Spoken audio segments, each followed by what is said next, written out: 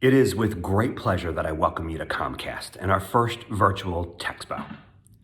My name is Benjamin Ryan and I lead the talent acquisition and the talent management teams for Comcast TPX, Technology, Product, and Experience Group.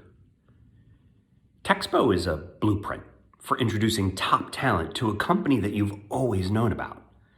And we're excited to share who we are and what we're doing. Today, you're going to hear from several people about how we innovate. But before we start, I think it's important to also talk about how we work. Steve Jobs once said, "Great things in business are never done by one person. They're done by a team of people." I personally am a firm believer that we win when we win together as one TPX, as one Comcast. How we work is the TPX culture. It reflects who we are, who we aspire to be, and how we will work together to innovate for our customers. It represents a combination of different groups within Comcast: AI, ML, network, video, product, cybersecurity, customer experience, and a whole lot more. All of these groups come together under 4 pillars that represent how we work. The first pillar is we have a bias for action and outcome. How do we bring this to life? We are owners of our work. We're not renters. We may fail, but if we do, we fail fast, but never at the customer's expense. Our second pillar is we're agile and we seek continuous improvement. It means we're focused, but we can pivot quickly. It means that we adopt new and improved ways of getting work done. We learn and we grow.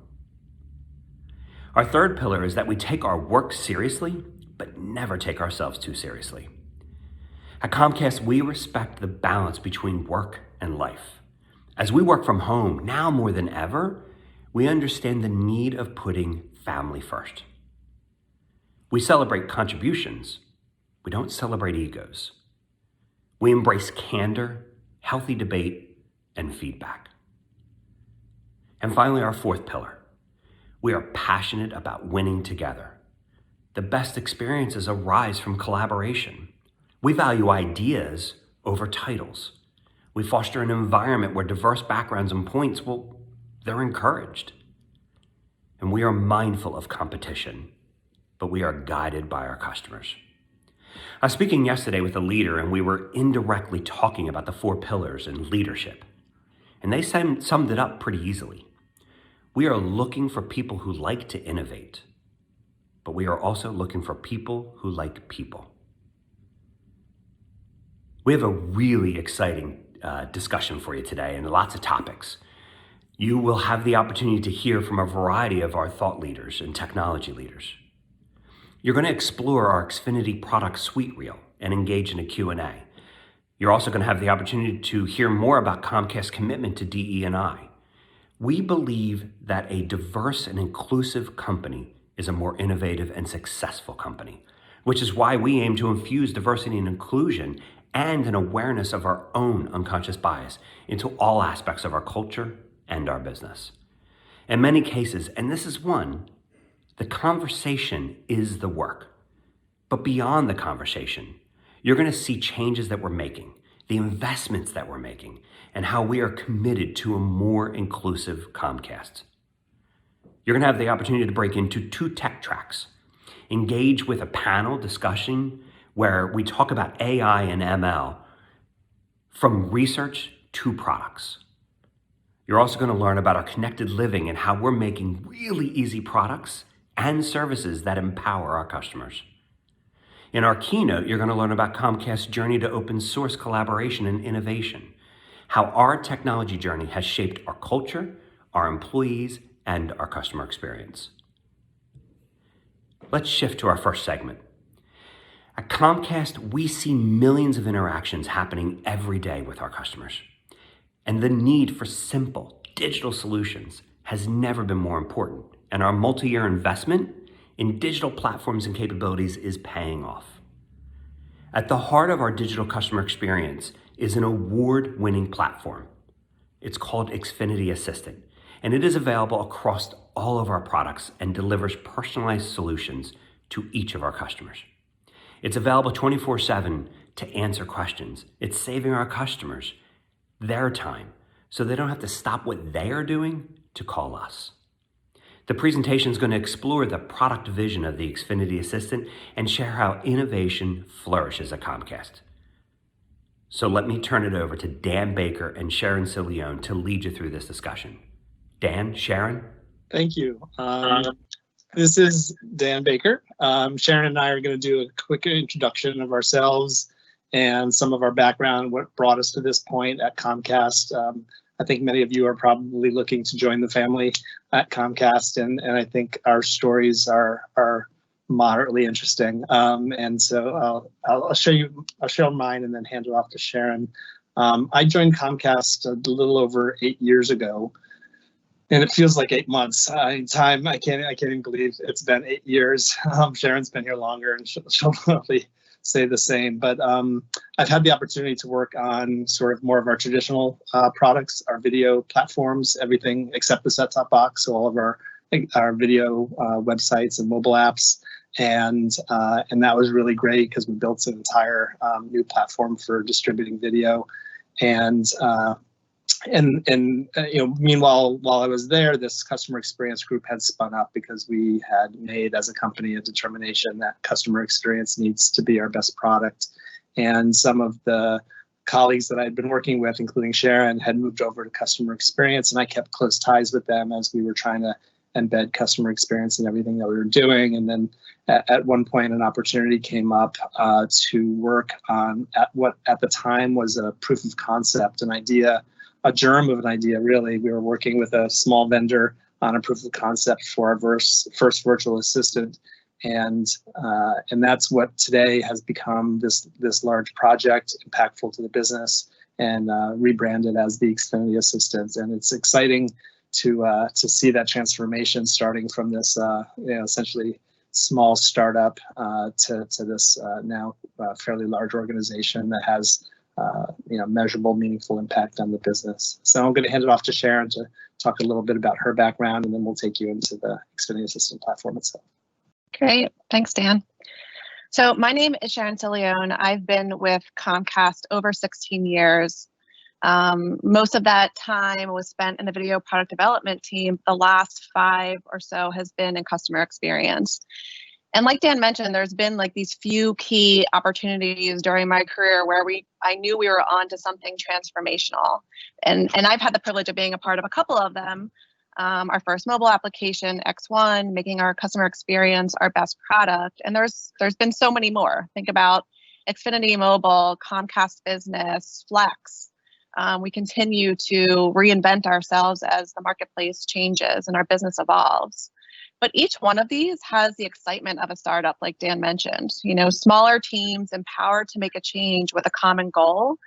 And today we're going to talk about how the Xfinity Assistant was key in transforming our customer experience. Change the slide. Okay. So a quote from our Chief Product Officer, Charlie Heron, that help is not a destination. It should be baked into every service and product that we offer. And the background here, as we were starting to dig into customer experience, was we knew that customers were spending so much time and effort when they needed help to use our products, to answer questions about their bill, to fix a service problem.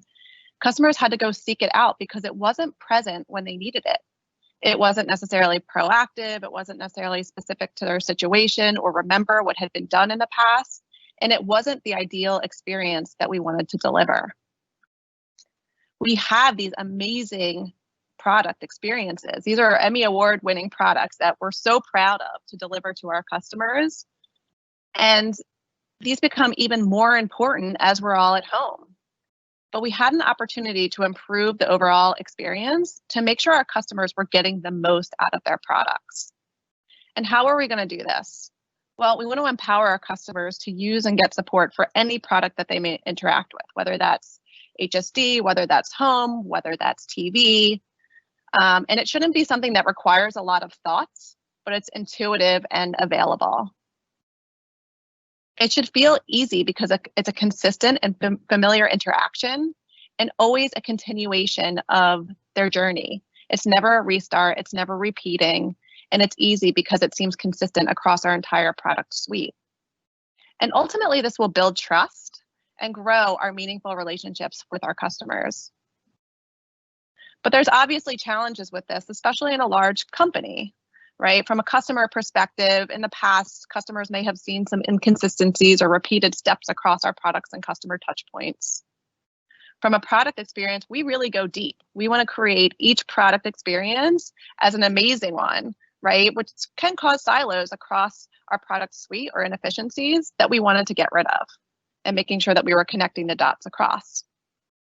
And from a technology perspective, each of us had our own systems embedded in our architectures that don't necessarily cut across, to find those efficiencies and making sure that we're sharing context across. But this isn't something that's unique to Comcast. A lot of large organizations are going to go and have these same types of challenges. But in order to truly create a holistic experience for our customers, we needed to overcome this. So how are we going to do that?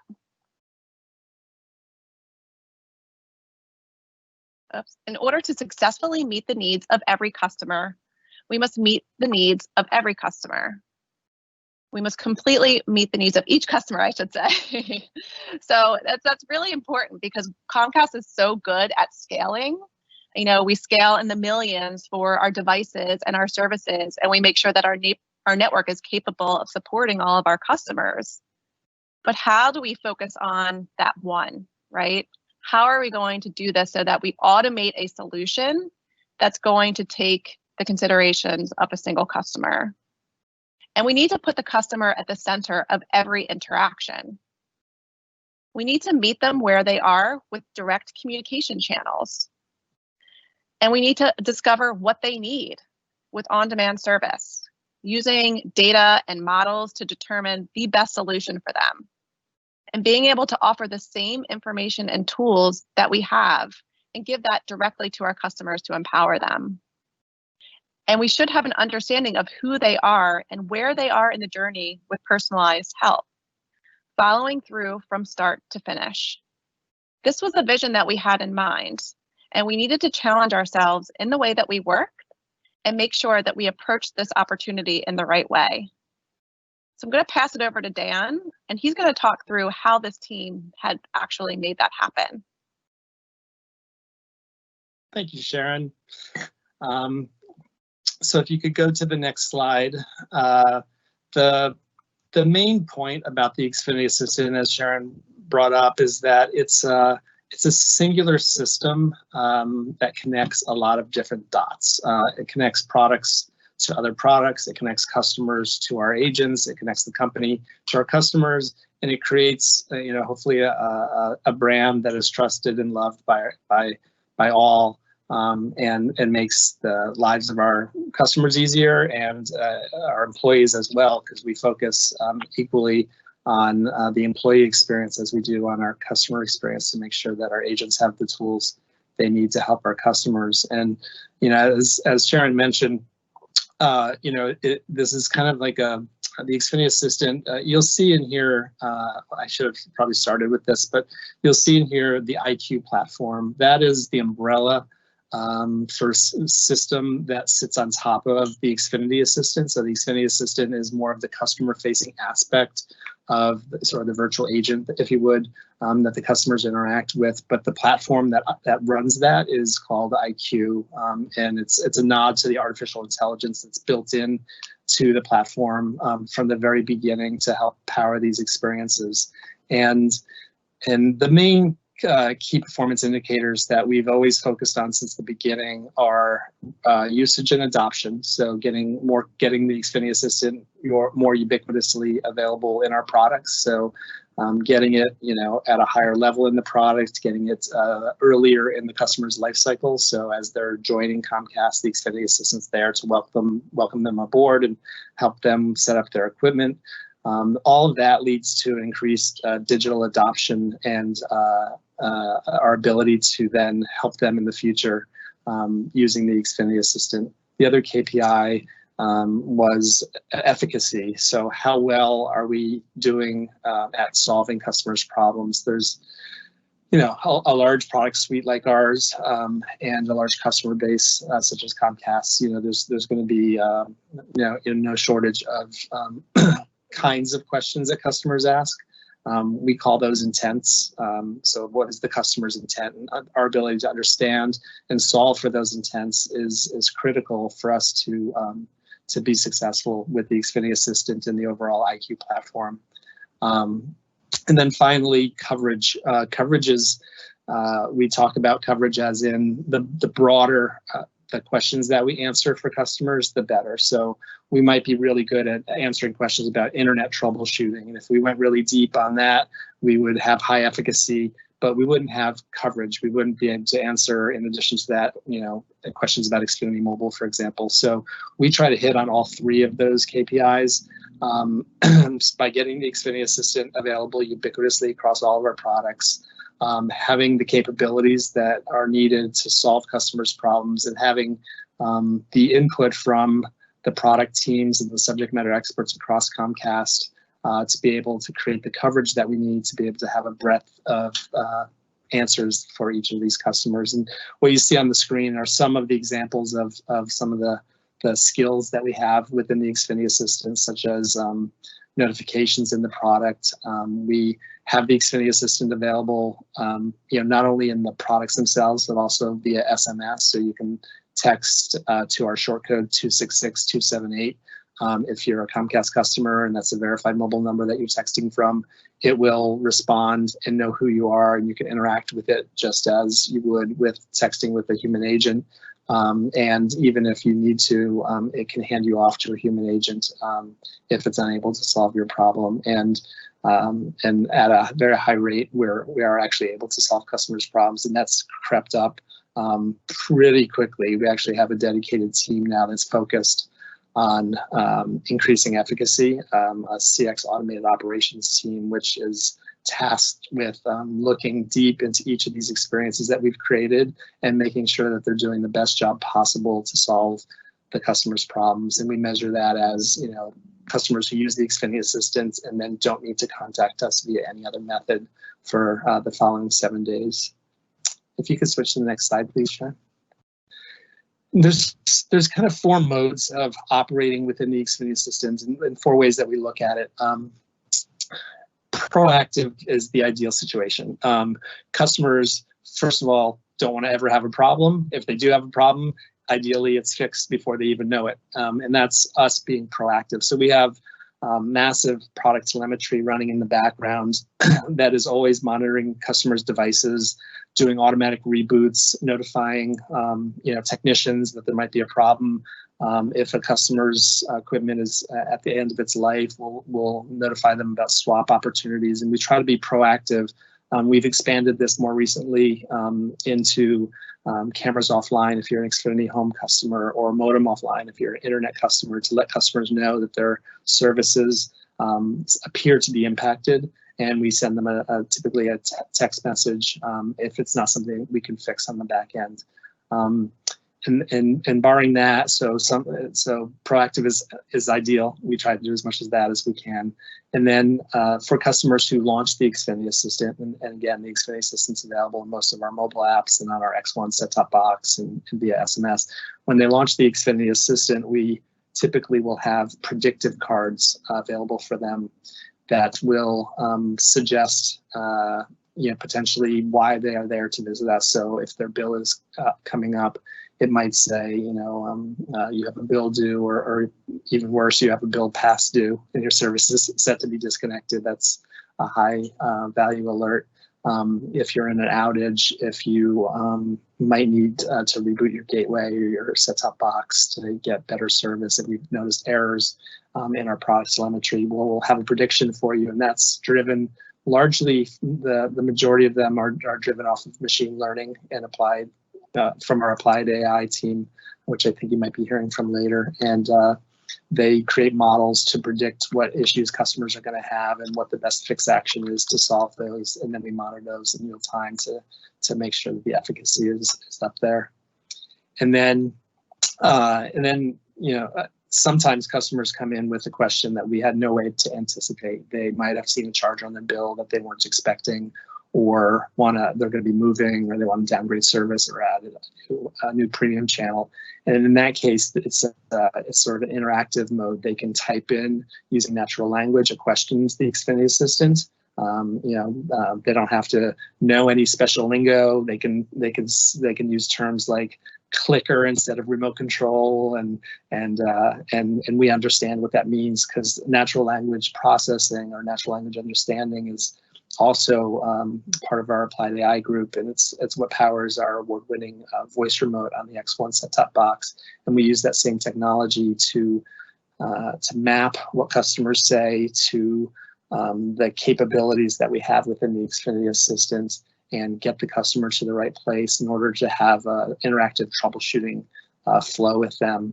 And it typically much greater than 50% will, at the time, it will resolve their issue in such a way that they never have to contact us. And face it, customers don't want to have to contact Comcast if they can avoid it. They'd much rather solve the problem on their own if that's possible. So it's really helped our NPS, Net Promoter Score. And one of the ways that we measure ourselves. And then finally, the fourth sort of level of engagement, that's okay. Fourth level of engagement is assistive, which is when a customer does need to speak to an agent, we pass that context of what the customer was dealing with onto the agent, so that they can, thanks Sharon, they pass that context onto the agent. So the agent has the transcript of what the customer was working with the Xfinity Assistant to solve, along with any product telemetry or alerts that we might have, recommendations again from the machine learning or some of the rules-based recommendations that will help the agent sort of get a jump start on being able to resolve the customer's problem, and avoid ideally repeating any of the steps that the customer might have already taken to help themselves, so that they can get on and get the most out of their products and services as quickly as possible. All right, now next slide. And there we go. There we go. All right. So the IQ platform, again, which is the overall platform that powers the Xfinity Assistant, is really a brain. We from the beginning of building this platform thought of it like a brain. For a brain to work, it needs to think, it needs to remember it, it needs to interact with the world around it. And so from the beginning, we've thought of it in that mode, and added the systems and the capabilities that it takes to do that properly, to diagnose issues, to recommend treatments, to use machine learning to create a feedback loop that gets smarter, better over time, which is really important, because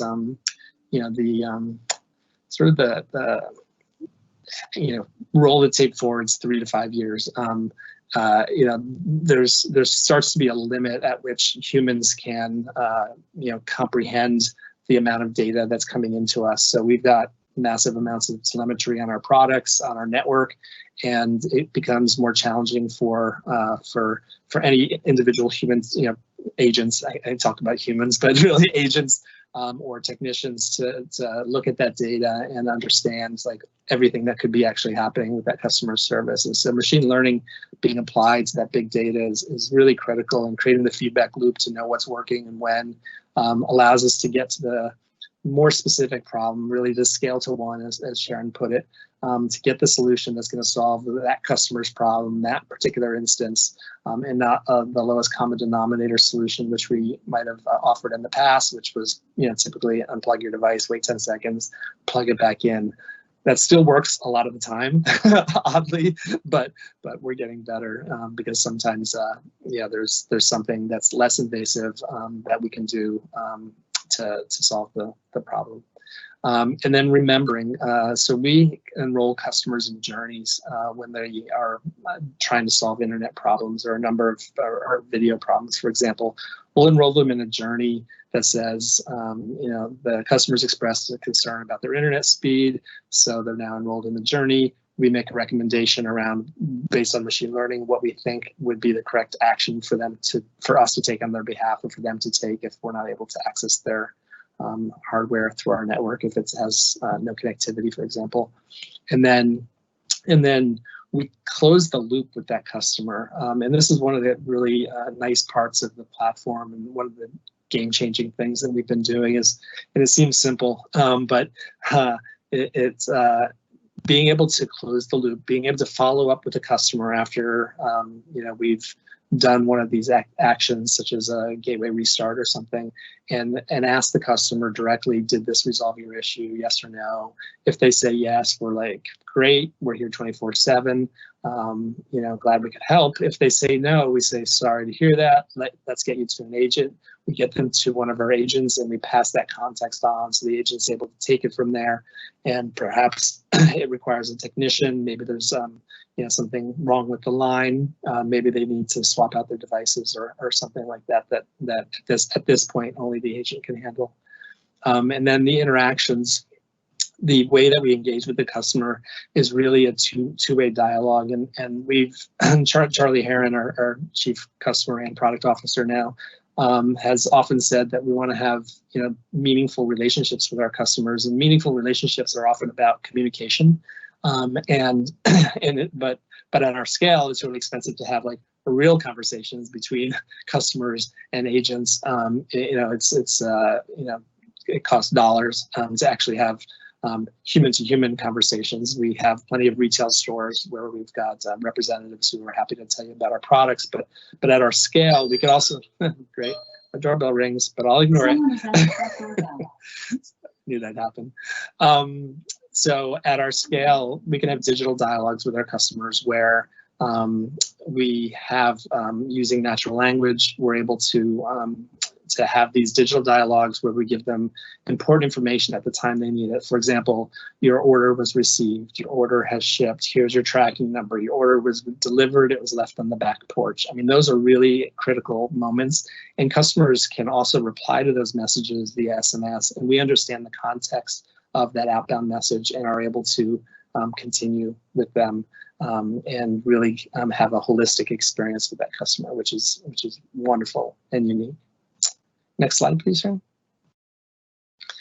I kind of covered this, so this slide's a little redundant. I don't think since I'm running a little low on time, I don't think I'm going to go too deep into this, but it really goes a little deeper into the proactive, the interactive, really empowering our employees and our customers with that context and continuity, which Sharon talked about at the beginning. And that last one, I will spend a little bit of time on this, authoring tools. So Sharon and I work closely together. We have, a fair-sized team, but it's still relatively small compared to the scope of Comcast. And we never thought that we could be the experts on all of our products and services at Comcast. It's just too massive, and it's changing all the time. Flex comes out. Netflix used to be like a streaming service that wasn't offered by us, but now we offer it. And so it's a very dynamic landscape. And so we've known from the beginning that for us to be successful, we needed to create a platform that can grow at the pace that it needs to keep up with the demands of the business and the customers. So we created something called Skills Kit, which allows authors, subject matter experts across the business to create their own capabilities within the Xfinity Assistant or the larger IQ platform. So they can create, the simplest would be an answer to an FAQ question.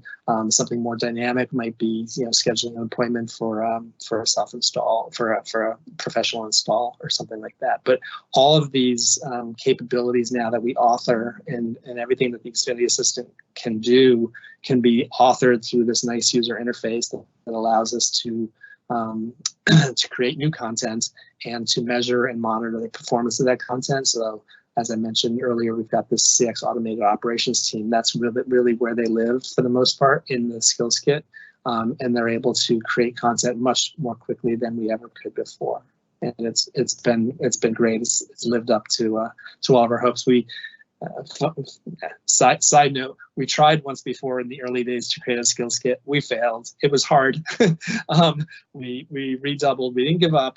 We redoubled, got some other people on it, and were successful the second time around. So if at first you don't succeed, try again, because SkillsKit has been probably the single most impactful thing in the last year or two to our platform. Next slide, please. And this is really sort of a visual of SkillsKit. So as I mentioned, it allows customers' interaction to be received by IQ or the XA platform, and then a response to be generated for that customer. And it all gets authored through this nice user interface. Next slide, please.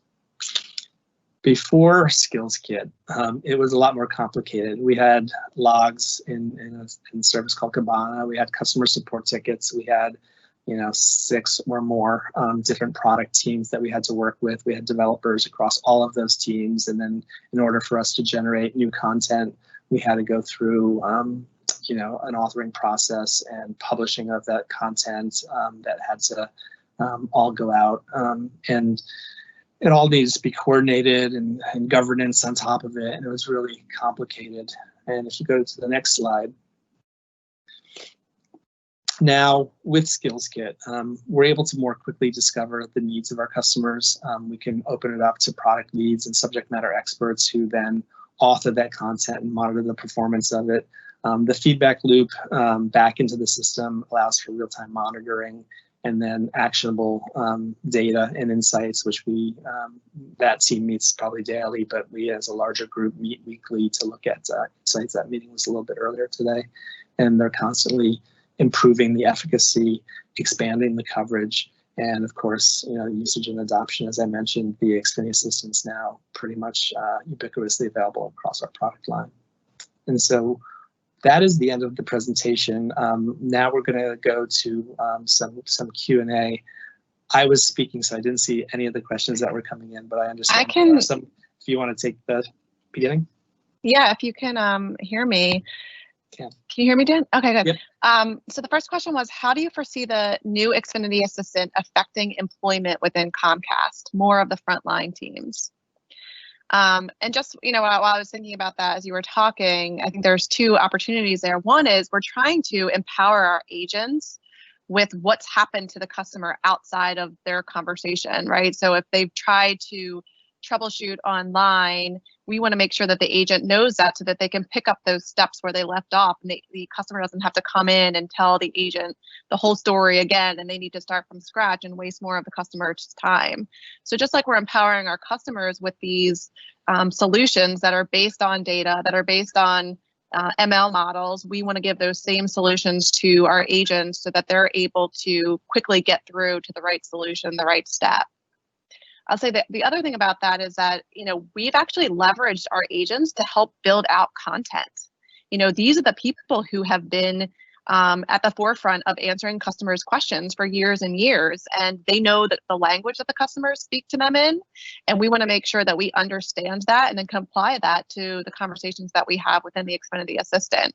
So I think there's been new jobs that have actually been generated because we're taking the expertise of these folks who know how to care for our customers and applying that within some of our automated tools. Yeah, we call them knowledge engineers, and it's I think it's a lot of fun for our frontline employees to actually get to work. They tend to rotate through. We have some that have come on full time within the CX Automated Operations team, but we've had a few times where we get new teams in, and it's really exciting for them to think about customer problems in a different way and try to figure out how to automate our way to a solution. Yeah. Do you see the other questions?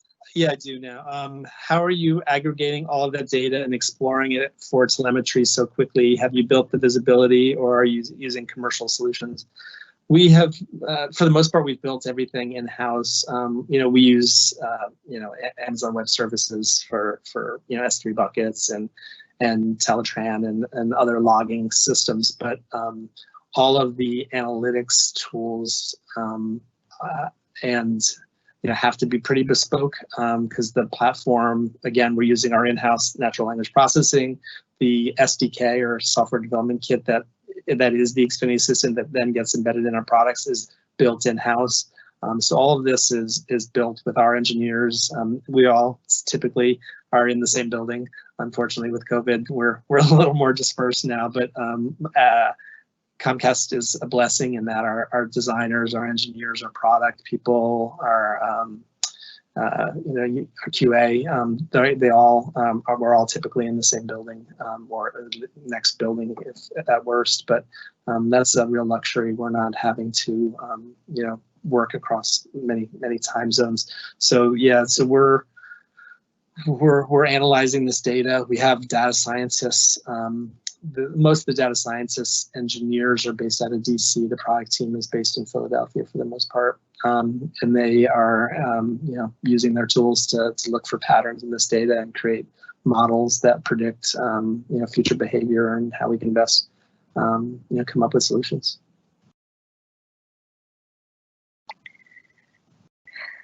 Next one, how are you coping with competitors, and how do you generally add important features to the products?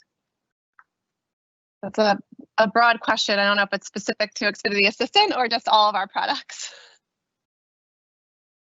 Yeah, well, let's talk about competitors for a second, just because a lot of times people think our competitors might be another cable company, but there really aren't many cases, if any, where we directly compete with other cable companies. In fact, a lot of some of the smaller cable companies license our technology to sell to their customers because they can't make the size of investment in it that we do.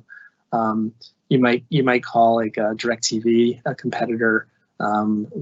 They're not doing so well, but we really think of ourselves as competing with mindshare, YouTube, Facebook, Amazon, Instagram, everything. And that's why we've become such a product-driven company.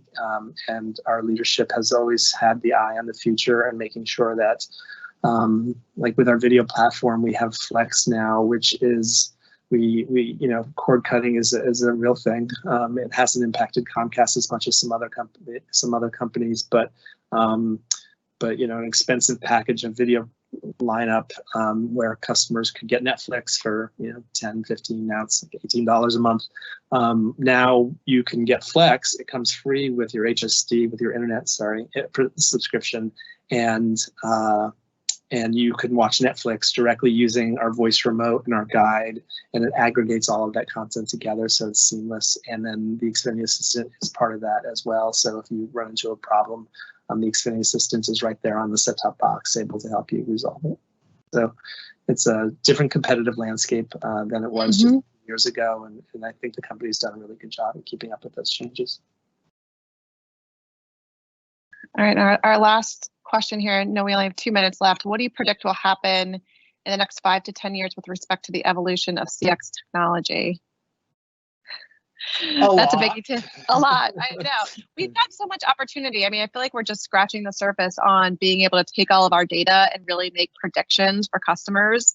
Like we said, like across video and internet and home support, there's so much data that we have, and we need to really look across all of that to say, what is the most relevant thing to talk to our customers about, right? We want to have these meaningful relationships with our customers. We want to have more conversations with them in a digital way and really help to elevate their experience, right? It's all about us working for them, right? They're paying us a lot of money per month, and we want to make sure they're getting that value, and we're surprising them also with some, not just like we're there to support you if there's a problem, but we want to show you how to get the most out of your products and how that's going to make your life better. Yeah. So that's where we're going is, taking this data and being more predictive about what we think will actually help them in their daily life. And that's really where I want to get us to. Yeah, I think it's really, at the heart, keeping customers connected to the things that matter most to them. That often comes down to like troubleshooting internet, but really it's a bigger vision of, how can the Xfinity Assistant help improve the product experience itself, not just as a troubleshooting step, but really, get deeper into the products and, expand the possibilities. And these technologies are evolving so quickly, machine learning, natural language understanding and processing. are really evolving quickly. So it's 3 to 5 years. That's a lifetime in this world. I could probably be better at It's 5 to 10. I could, 5 to 10. I could probably guess like 6 months out, but I'd probably be wrong even then. So I think that's it for us. We're going to get the hook here. We've got other things to see, and I hope this was helpful. And thank you, Sharon. Thank you, Dan. Yeah. All right. Sharon and Dan out.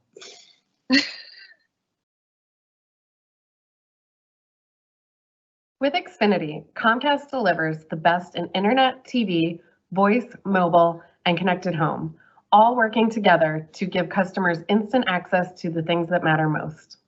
As connectivity becomes the epicenter of our connected lives and businesses, we are reinventing what it means to have a great internet experience. Xfinity's X1, our flagship entertainment platform for TV customers, is a game changer, allowing tens of millions of people to search and discover the content they love like never before. The opportunity at Comcast to help drive innovation across our products is endless. Get ready to enjoy a fun first look into the Xfinity product suite and the technology that drives both entertainment and connectivity experiences for Xfinity customers.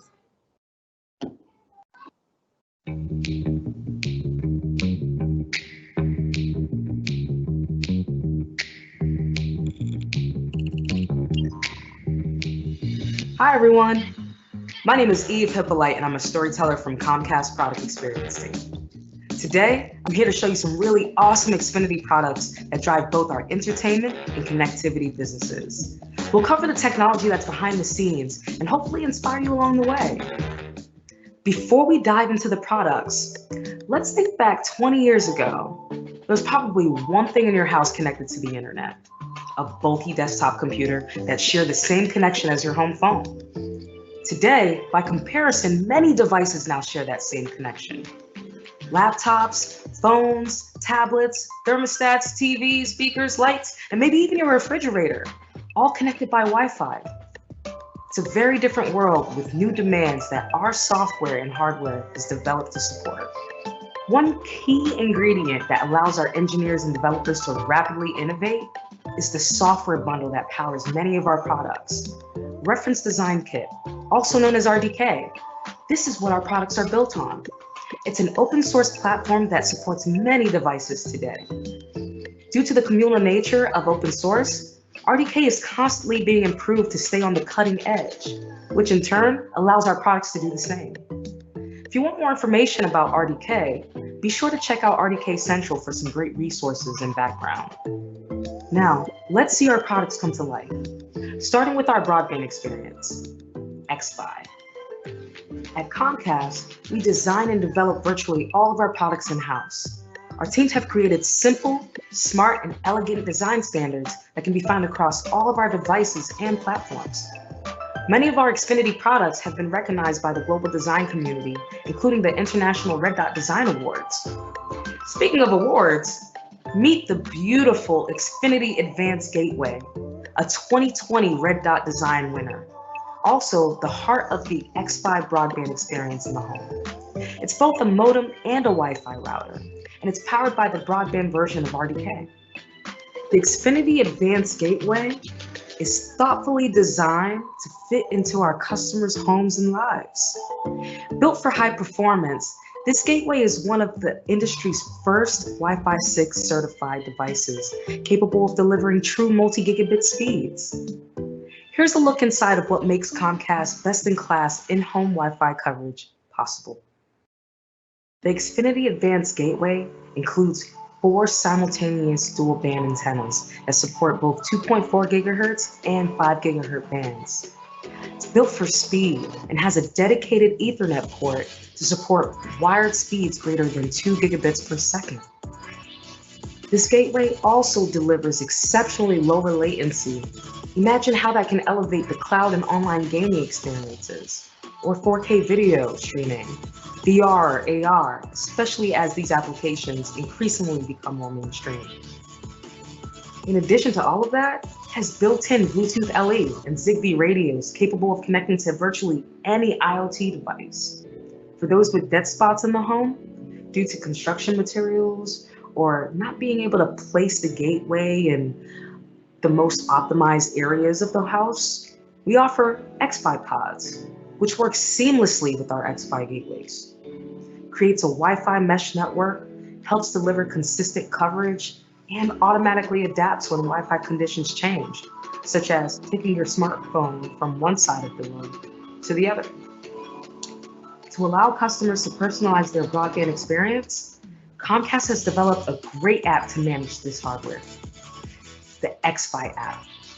The XFi app provides simple tools to help our Xfinity Internet customers set up and manage their home Wi-Fi networks, allowing users to see what devices are connected, set parental controls, get notifications about activities on the home network, and even pause Wi-Fi access to certain devices.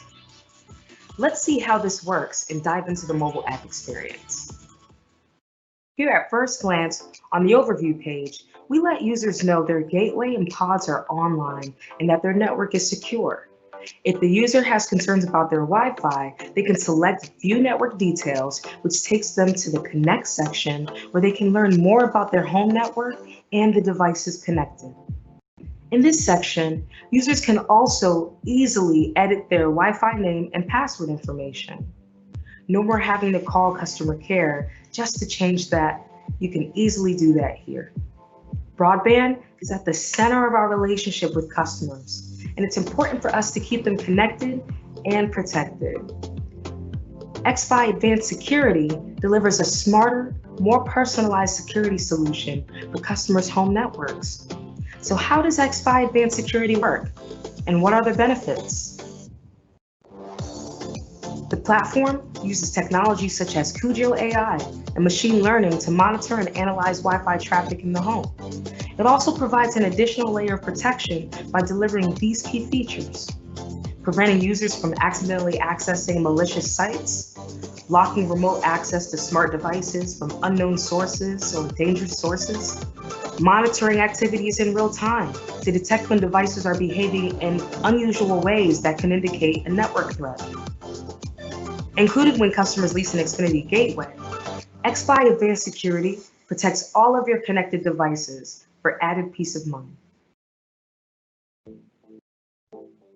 The XFi app also allows users to easily onboard, manage, and control their smart devices all in one place.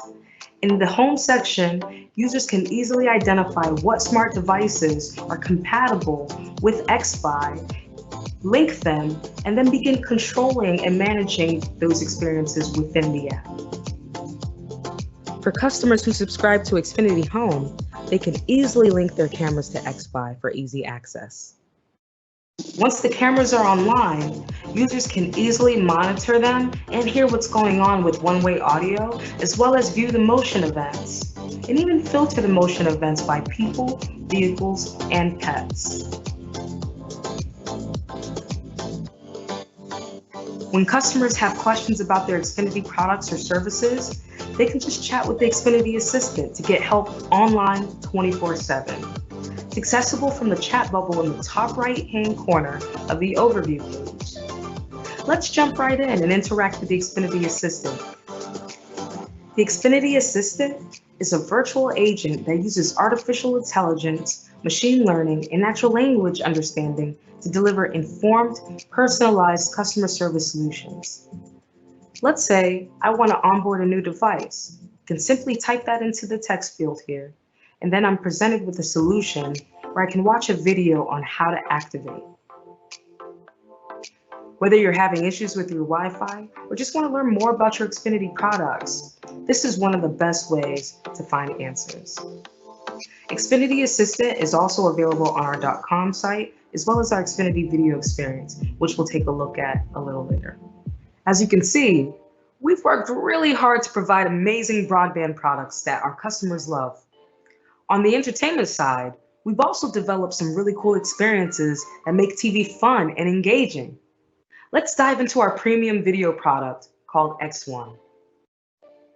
Also built on RDK, X1 offers customers live TV, a comprehensive on-demand library, and many of your favorite over-the-top video and music apps, all in one place.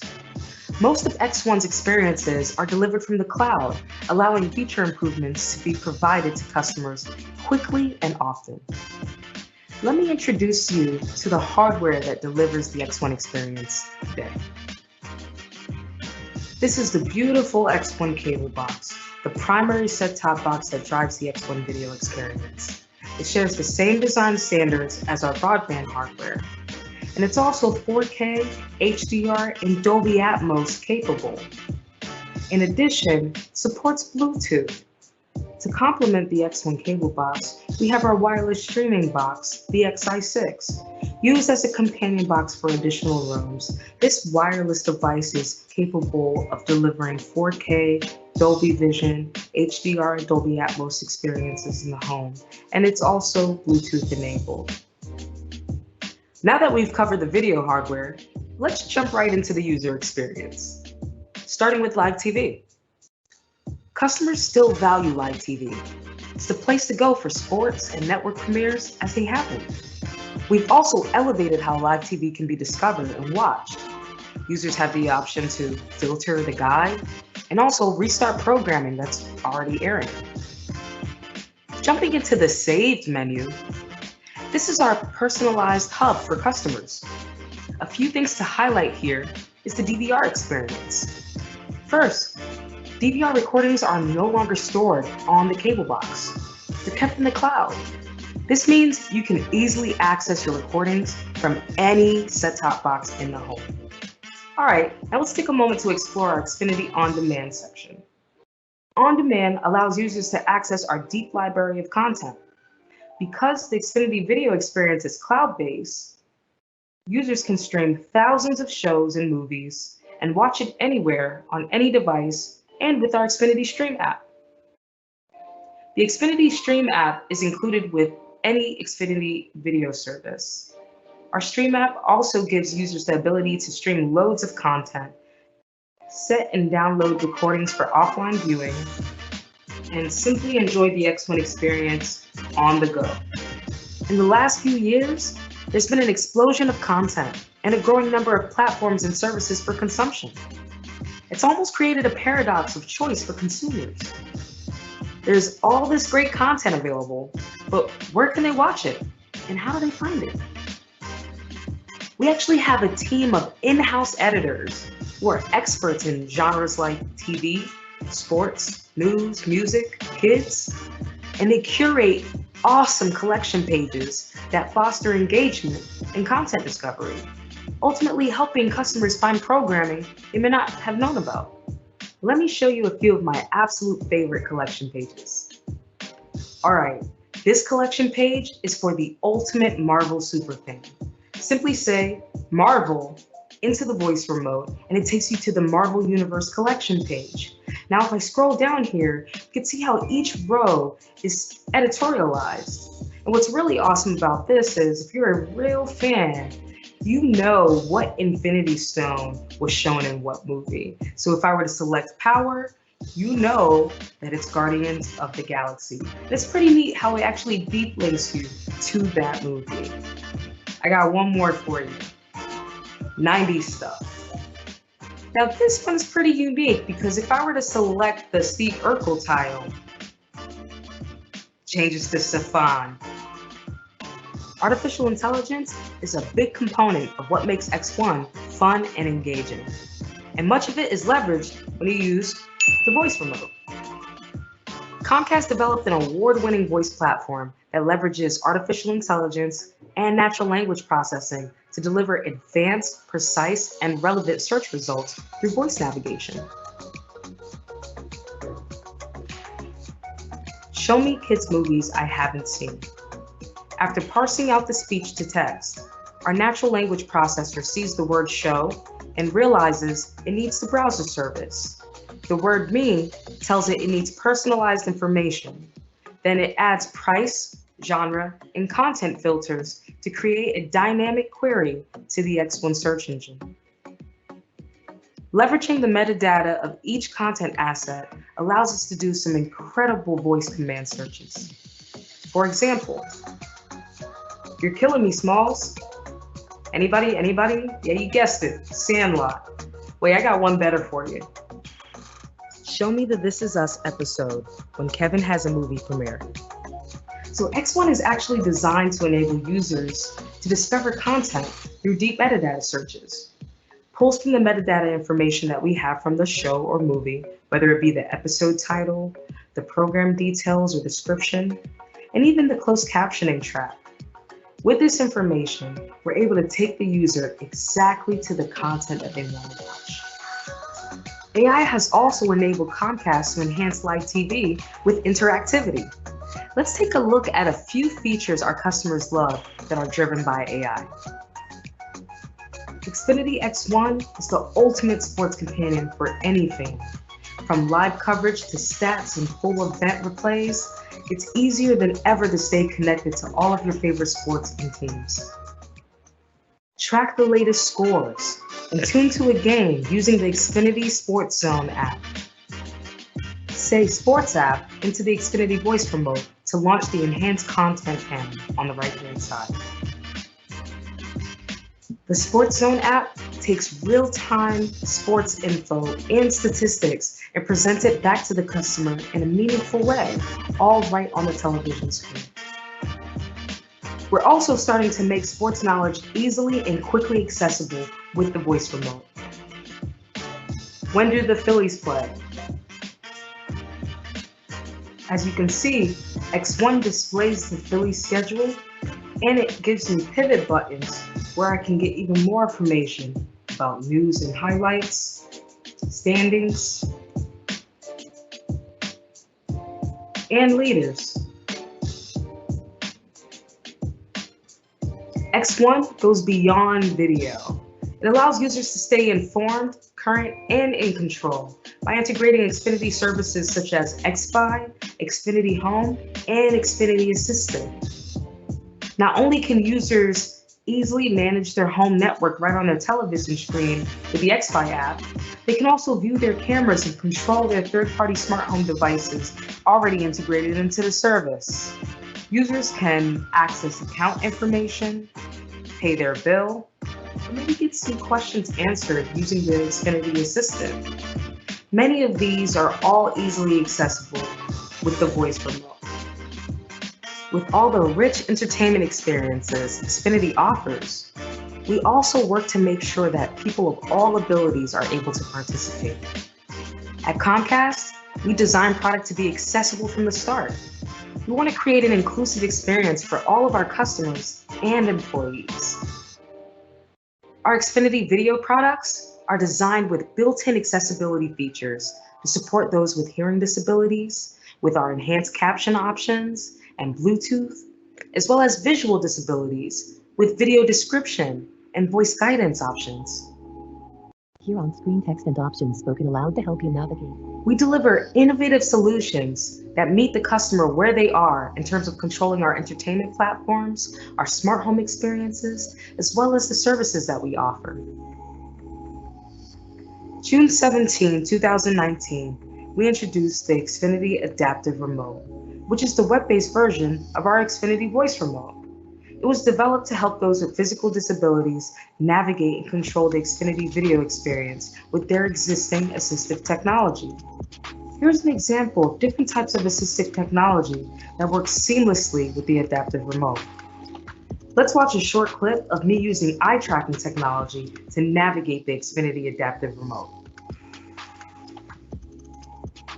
To access the Xfinity adaptive remote, users just have to visit xfin.tv/access, enter their login credentials, and then select which device they would want to control if they have multiple devices. Users can then begin navigating the X1 experience, changing the channel, launching the guide, searching for content, typing commands, all without assistance.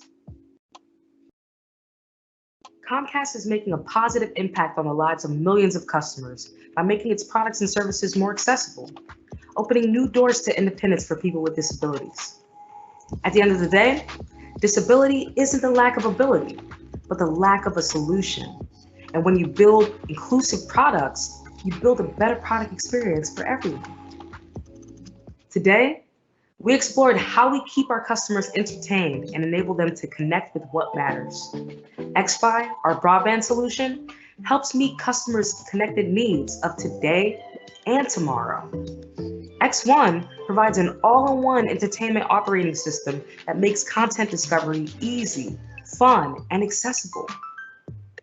I hope that after seeing our products in action, it's clear that Comcast uses technology and innovation to deliver awesome experiences. Our pace is fast, our employees think big, we're always collaborating to build what's next. I hope we've inspired you to create the future with us. Thank you for joining me.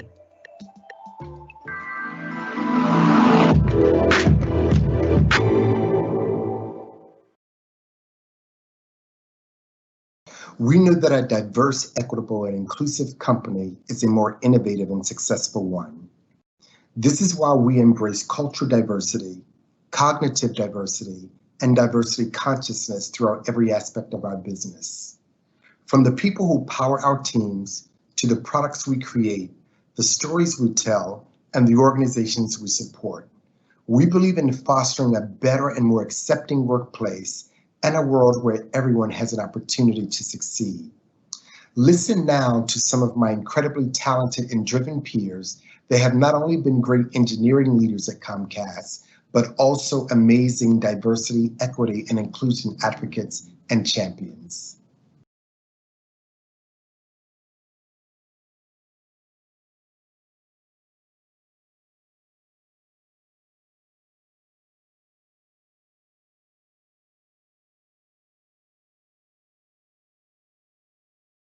Hello, good afternoon, everyone.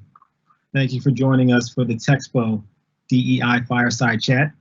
I'm Mumin Ransom. I manage the software development team, and I also founded the Engineers, which is a Black technology professional group here at Comcast. I'll be moderating today's session, and I'm joined by Leslie Chapman, a distinguished engineer in Comcast Connected Living Group, and Masamba Sinclair, an architect in our video infrastructure, tech tools, and system integration group, also known as VITC. Masamba? Leslie, ready to get started? Yeah, absolutely. Great. I couldn't hear you at first. Okay. So we'll jump right in. I got a few questions and we'll just, we'll have a conversation about them. So we'll start with you, Leslie. What do you like about Comcast culture?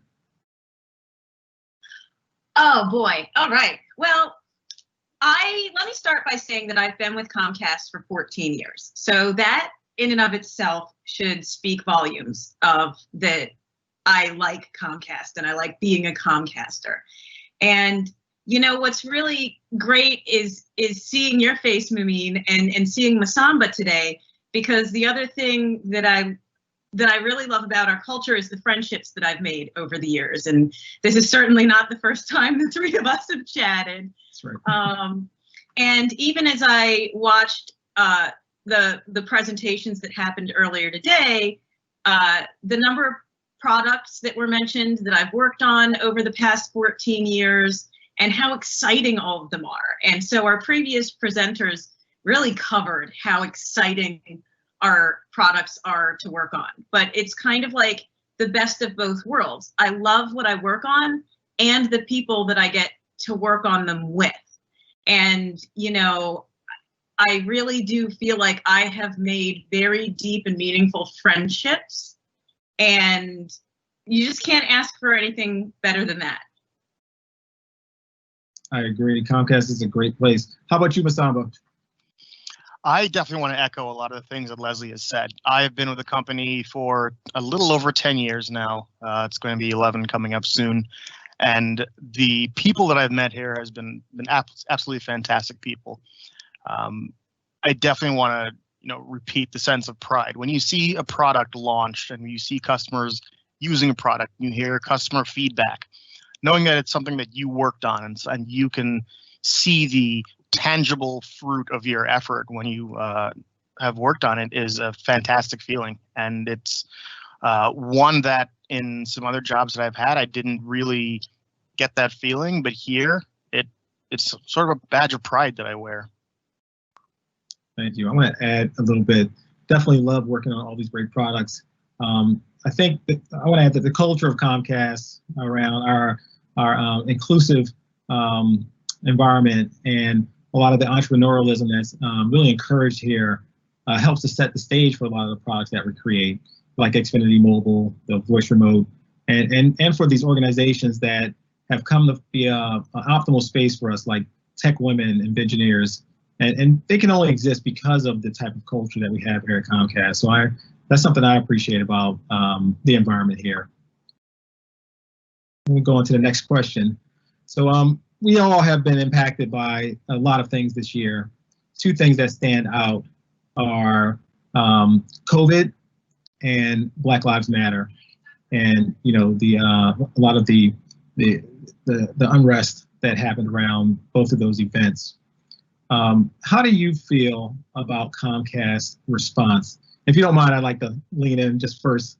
First, I want to say Comcast, they really were quick to make sure that they were taking care of us as employees, right? They sent us home immediately. I remember my wife walking in and saying,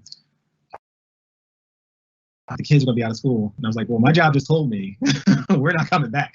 So they can be here with me. And that was awesome, because that's been consistent though. Even in the past when I would have, things going on, I always had an opportunity to take care of my family. The work-life balance is pretty great here.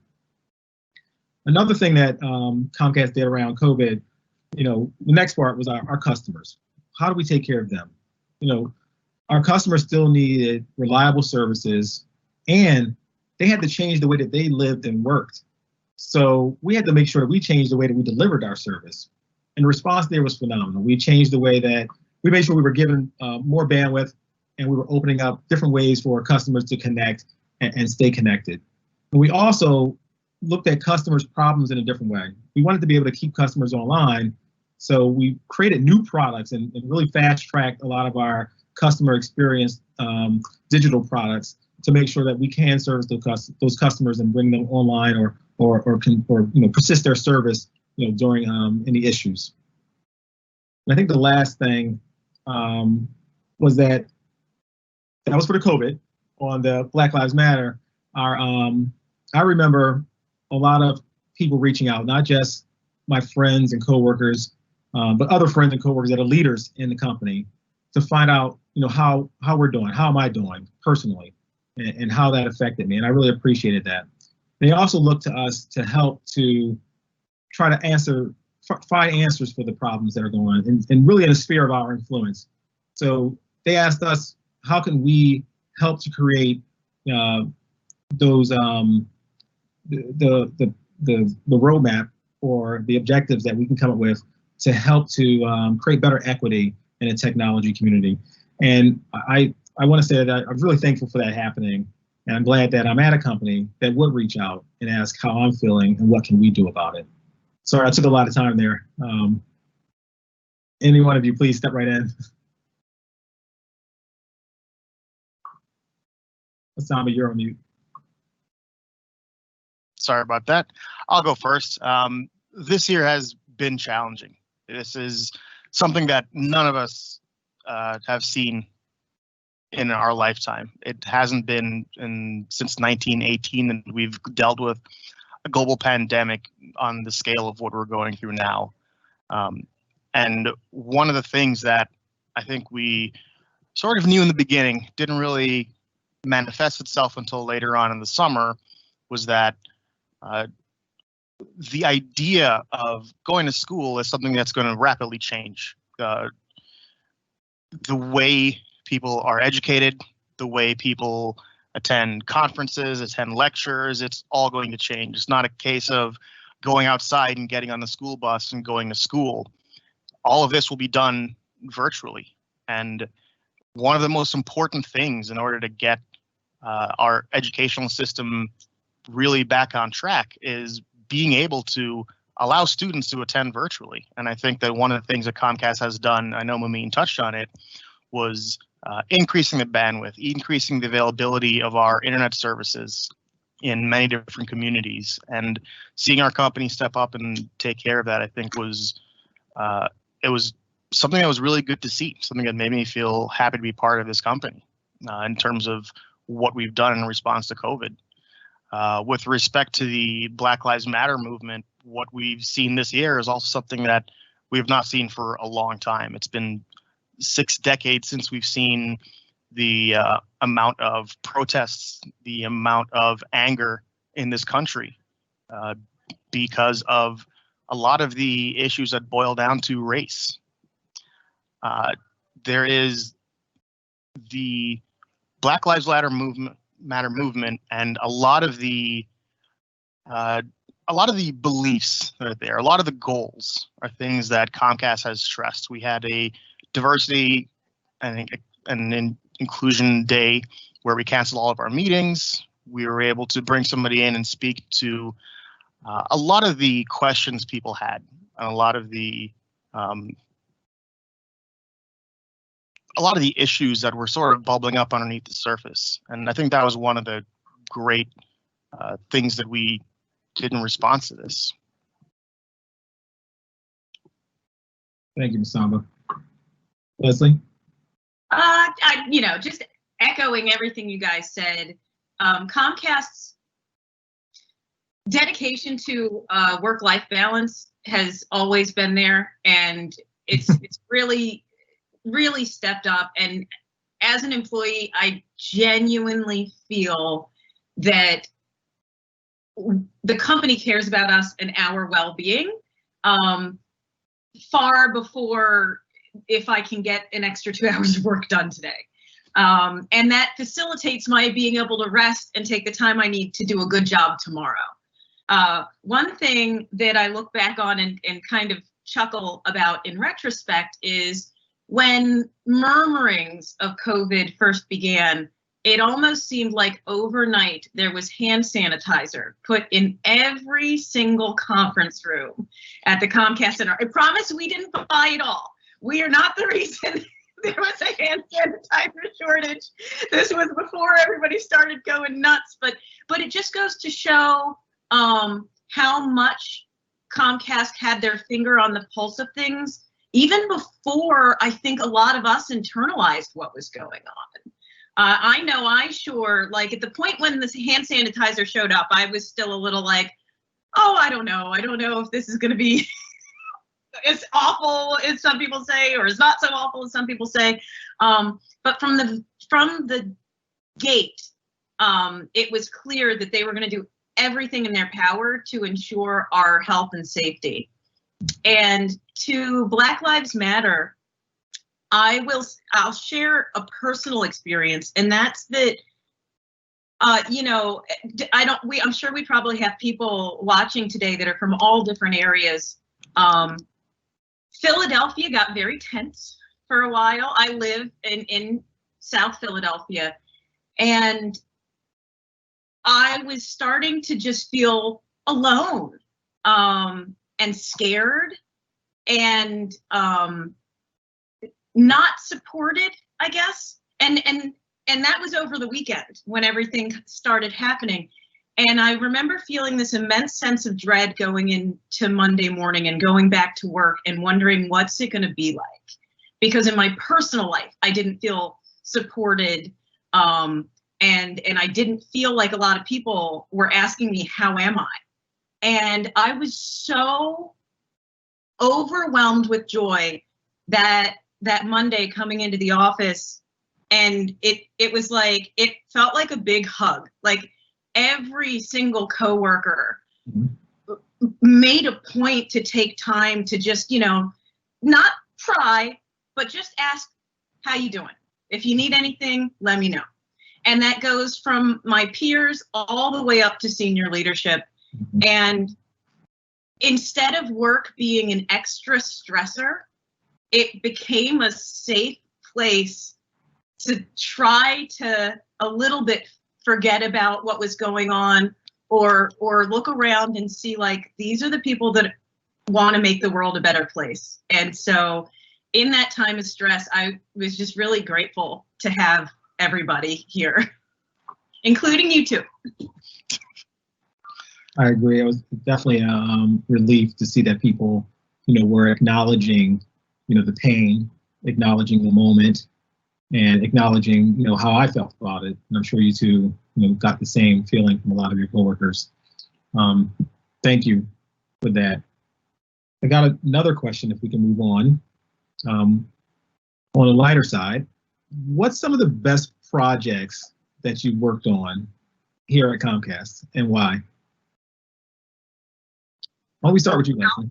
Yeah, I'll start. So I was lucky enough to have worked on X1 television product since basically its inception.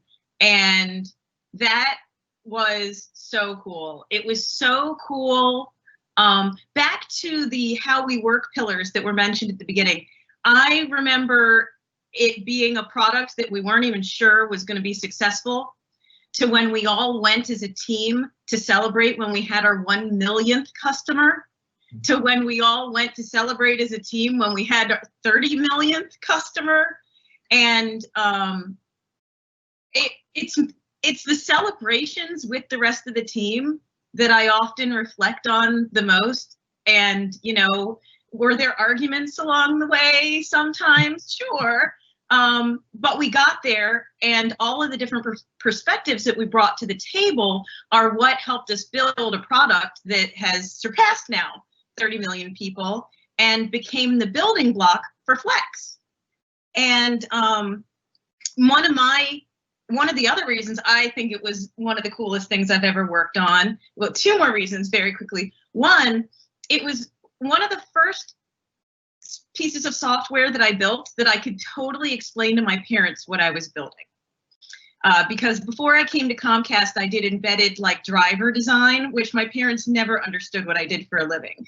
But it was super cool to just show my parents a remote and be like, I write the software that when you hit this button, it helps you tune to the History Channel, which is what my father loves.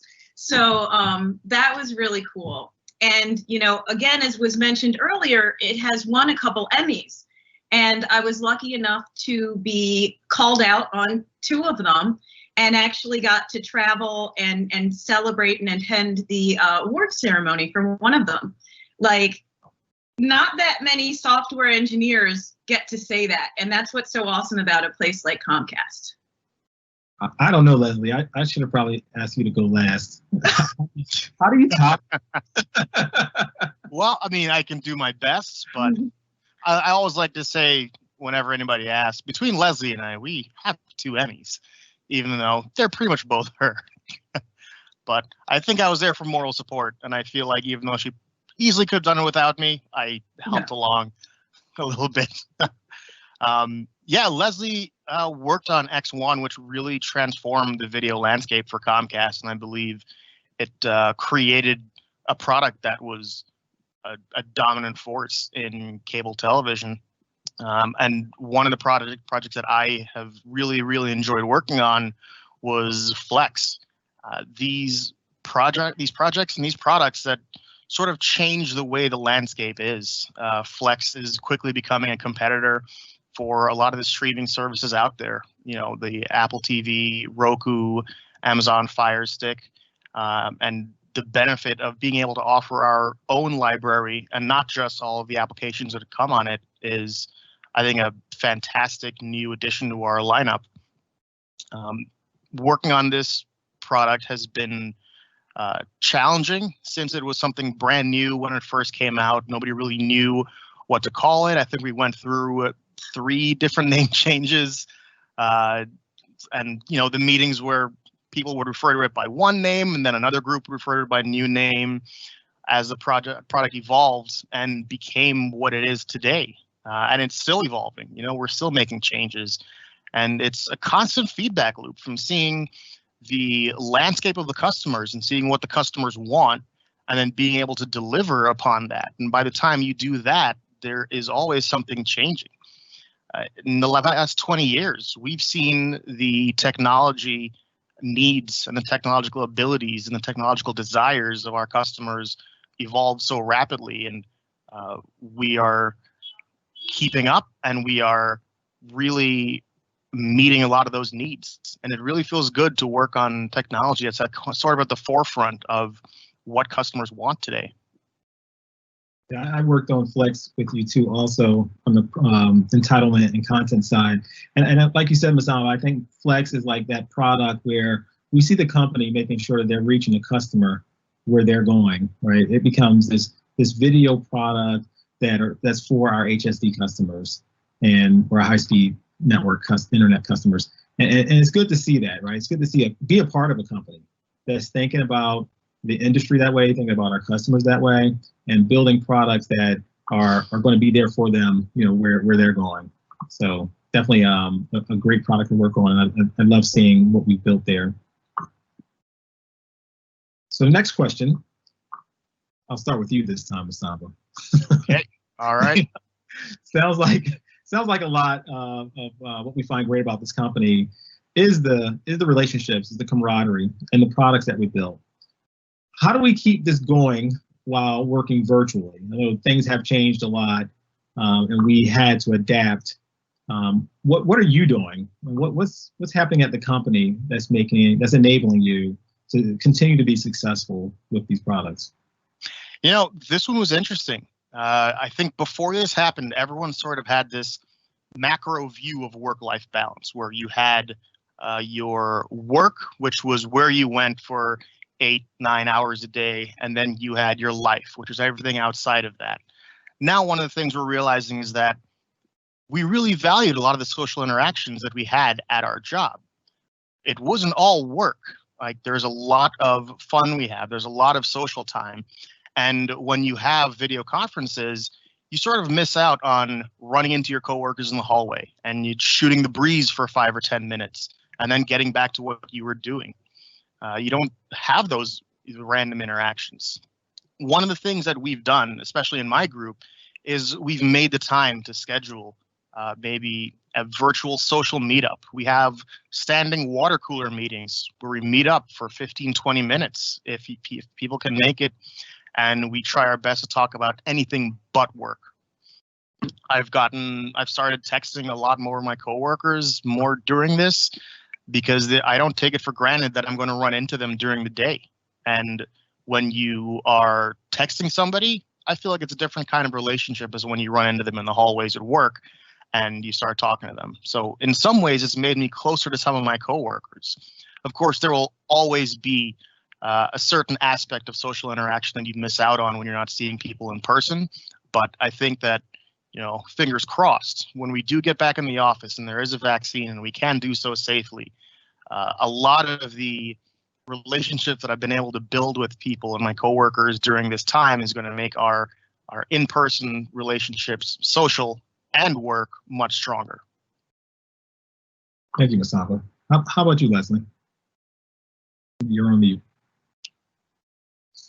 That's my middle name, by the way. It's Leslie. You're on mute, Chapman. That's just me anymore. One of my coworkers made me a Teams background that says you're on mute. But I like my cat room better. So yeah, I just want to echo what Masamba said. Like, so much of what made the day go by and what made work great was the running into people in the hallway. And it's funny because now sometimes you run into people in a Teams meeting and it's like, oh my gosh, I haven't seen you, because we don't happen to interact that much because of our day-to-days. And especially, I did mention that I worked on X1 for quite some time. I'm no longer on that team, because one of the great things about Comcast is that we have such a breadth of products that there's an ability to kind of reinvent yourself and learn new things and new technologies while leveraging the skills that you have and the relationships that you've already built.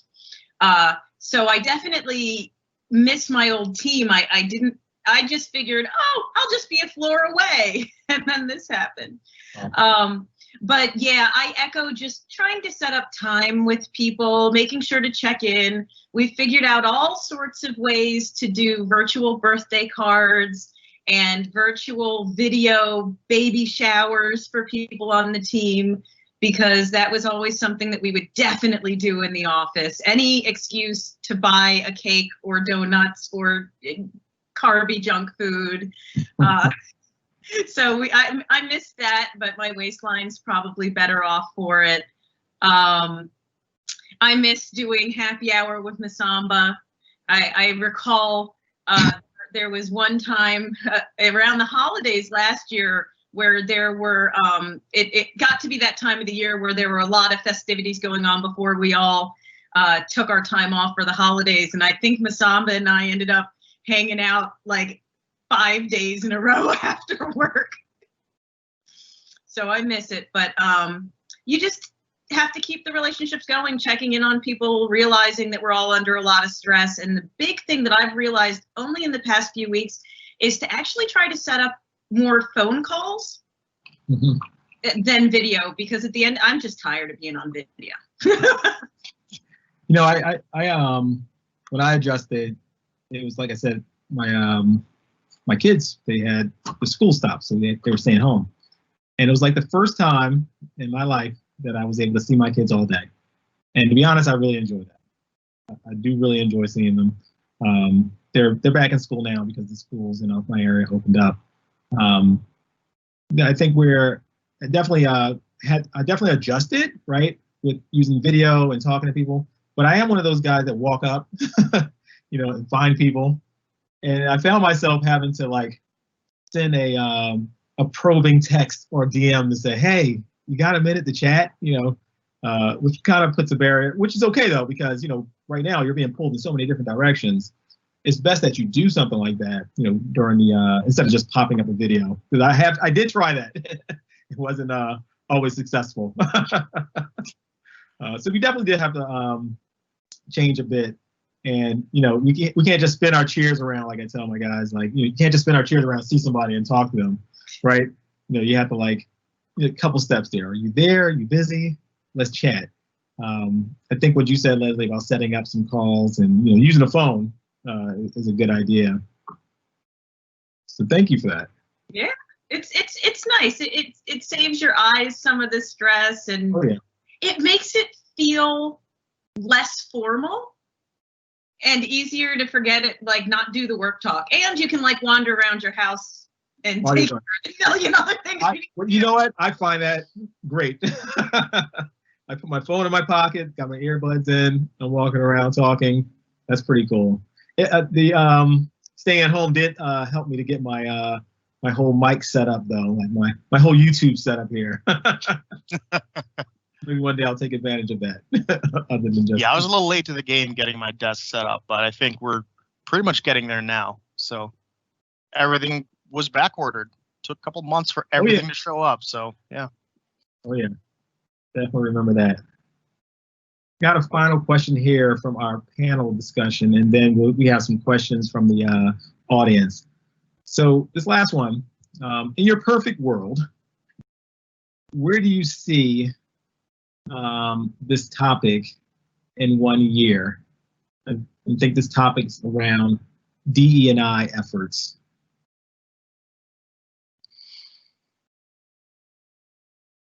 Well, I can. You want to go first, or should I? So just a little bit, right, and then you two can pick it up. I think definitely been a lot of new activity and actions taken with all that has been going on. I do love seeing the way that our company has been taking initiative to create the equity that we talk about for Black technologists. I hope that that is the momentum that we have and continue to have.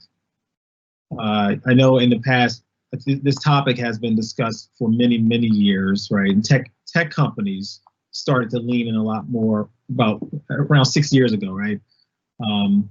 I don't know how, we're still talking about it, right? So at this point, it's about action. So I hope that the actions that we're taking help us to be in a better place.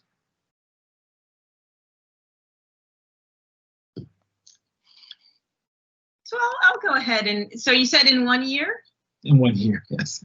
Oh boy, we got a lot going on this next year.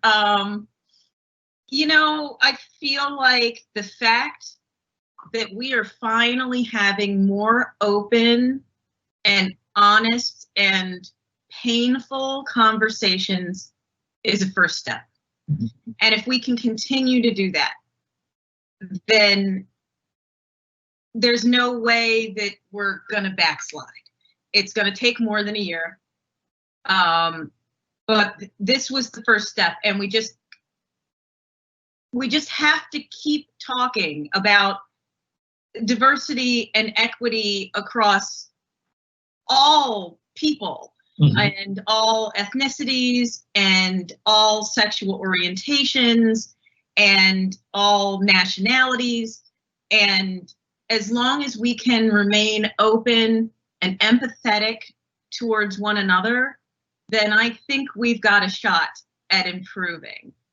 And I'll say this, I've been thinking on it a little bit, that maybe there's something we can learn about how COVID has distanced us and how we have been working virtually. I think maybe, I always try to find a silver lining, and maybe there's one somewhere in there, that all this distance that COVID put behind us or between us is going to make us realize that we shouldn't create artificial distance between ourselves. And also that when all of us are on a level playing field because we just need, you know, our laptop and the internet, which is something that Comcast is helping to make sure a lot more people have. And if I turn off my video, then it really doesn't matter what the color of my skin is. Thank you, Leslie. Masaba? Yeah, I mean, I would want to differentiate between in my perfect world and in a realistic world. If I say in my perfect world, I would say that in a year, I would hope that we can stop having talks like these. In my perfect world, there would be no differences drawn along racial lines that would even warrant any kind of conversations like this. You know, the same way we don't talk about like wildlife preservation for unicorns. It's something that just doesn't exist in our world, so we don't have to talk about it. If a lot of these barriers that Leslie, you know, rightfully said are artificially drawn were to disappear, and we can actually achieve that end goal in the next year, which would be my perfect world, then we wouldn't have to have talks like these. The fact that talks like these have to come up so often is a positive thing, but it stems from something negative, which is tough to understand. A lot of the times we talk about how we include other people and how we make sure that we don't have these views about people and these preconceived notions about other people.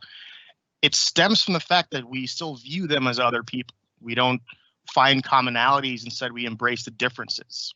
And I think that once we take steps towards getting rid of those walls that are built artificially between other people, then we're taking a step in the right direction. And it's somewhere that ideally we would get to in a year. Realistically, I realize it may take much longer than that, but you know, it's always positive as long as there's progress. And until then, talks like these are progress, and I hope to have more discussion. Agreed. It's so great to have you both as partners in that discussion. And you know, you're a force within the company, not just, you know, by on not just on these topics, but in what you bring, right? You bring so much value, and you show people the capabilities that they aren't skin deep, right? So. And that goes for you too. Well, thank you. I think we have some questions. I'm going to see if they're ready. Not, let's see. I'll start with this one question. It's from the audience. What are some of the misconceptions people have about Comcast? I think this is an easy one. And how do you combat those misconceptions and communicate them and share with others?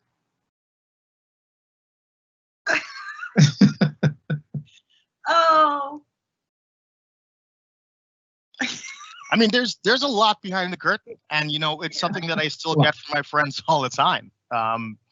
People talk about, oh, your video package is so expensive, or oh, your HSD was slow yesterday, and I sort of pull back the curtain a tiny bit, and I explain to them everything that goes into being able to deliver video to customers, the amount of fees that we get charged as Comcast to just deliver video to customers.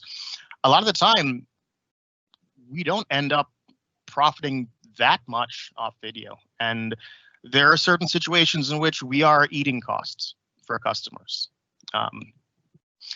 The fact that people have a notion of Comcast customer service. We talked about the Xfinity Assistant before. I think this is one of the areas of Comcast where we've made the greatest leaps and bounds over the past few years. And I think that a lot of those notions of Comcast when it comes to customer service are really older notions. It's not something where I see really fresh examples of it coming up all the time anymore. And yeah, I mean, once I really got to start working on a lot of projects within Comcast, I was able to understand just how much goes into being able to deliver websites and being able to deliver video to customers. And, sometimes I say it's a miracle that we can do this, but it's not a miracle. It's a result of the hard work of a lot of people, the dedication of a lot of people. And once I was able to see everything that was going into it, I kind of understood, because I was coming from the outside where I was just a customer and I had some of these complaints. And then once I saw everything that was going into it, and not only did I see what was going into it, but I saw some of the issues that customers were complaining about in the beginning. And those are some of the issues that I was helping to resolve. And like I said before, it's something where we're not perfect as a company, but we are striving to become better all the time, and we're making fantastic progress. I think we really have settled in on and making sure that customer experience is our best product. So many great things and ways that we're doing that. I think people saw earlier, Sharon and Dan talk about all the different ways that we're doing that.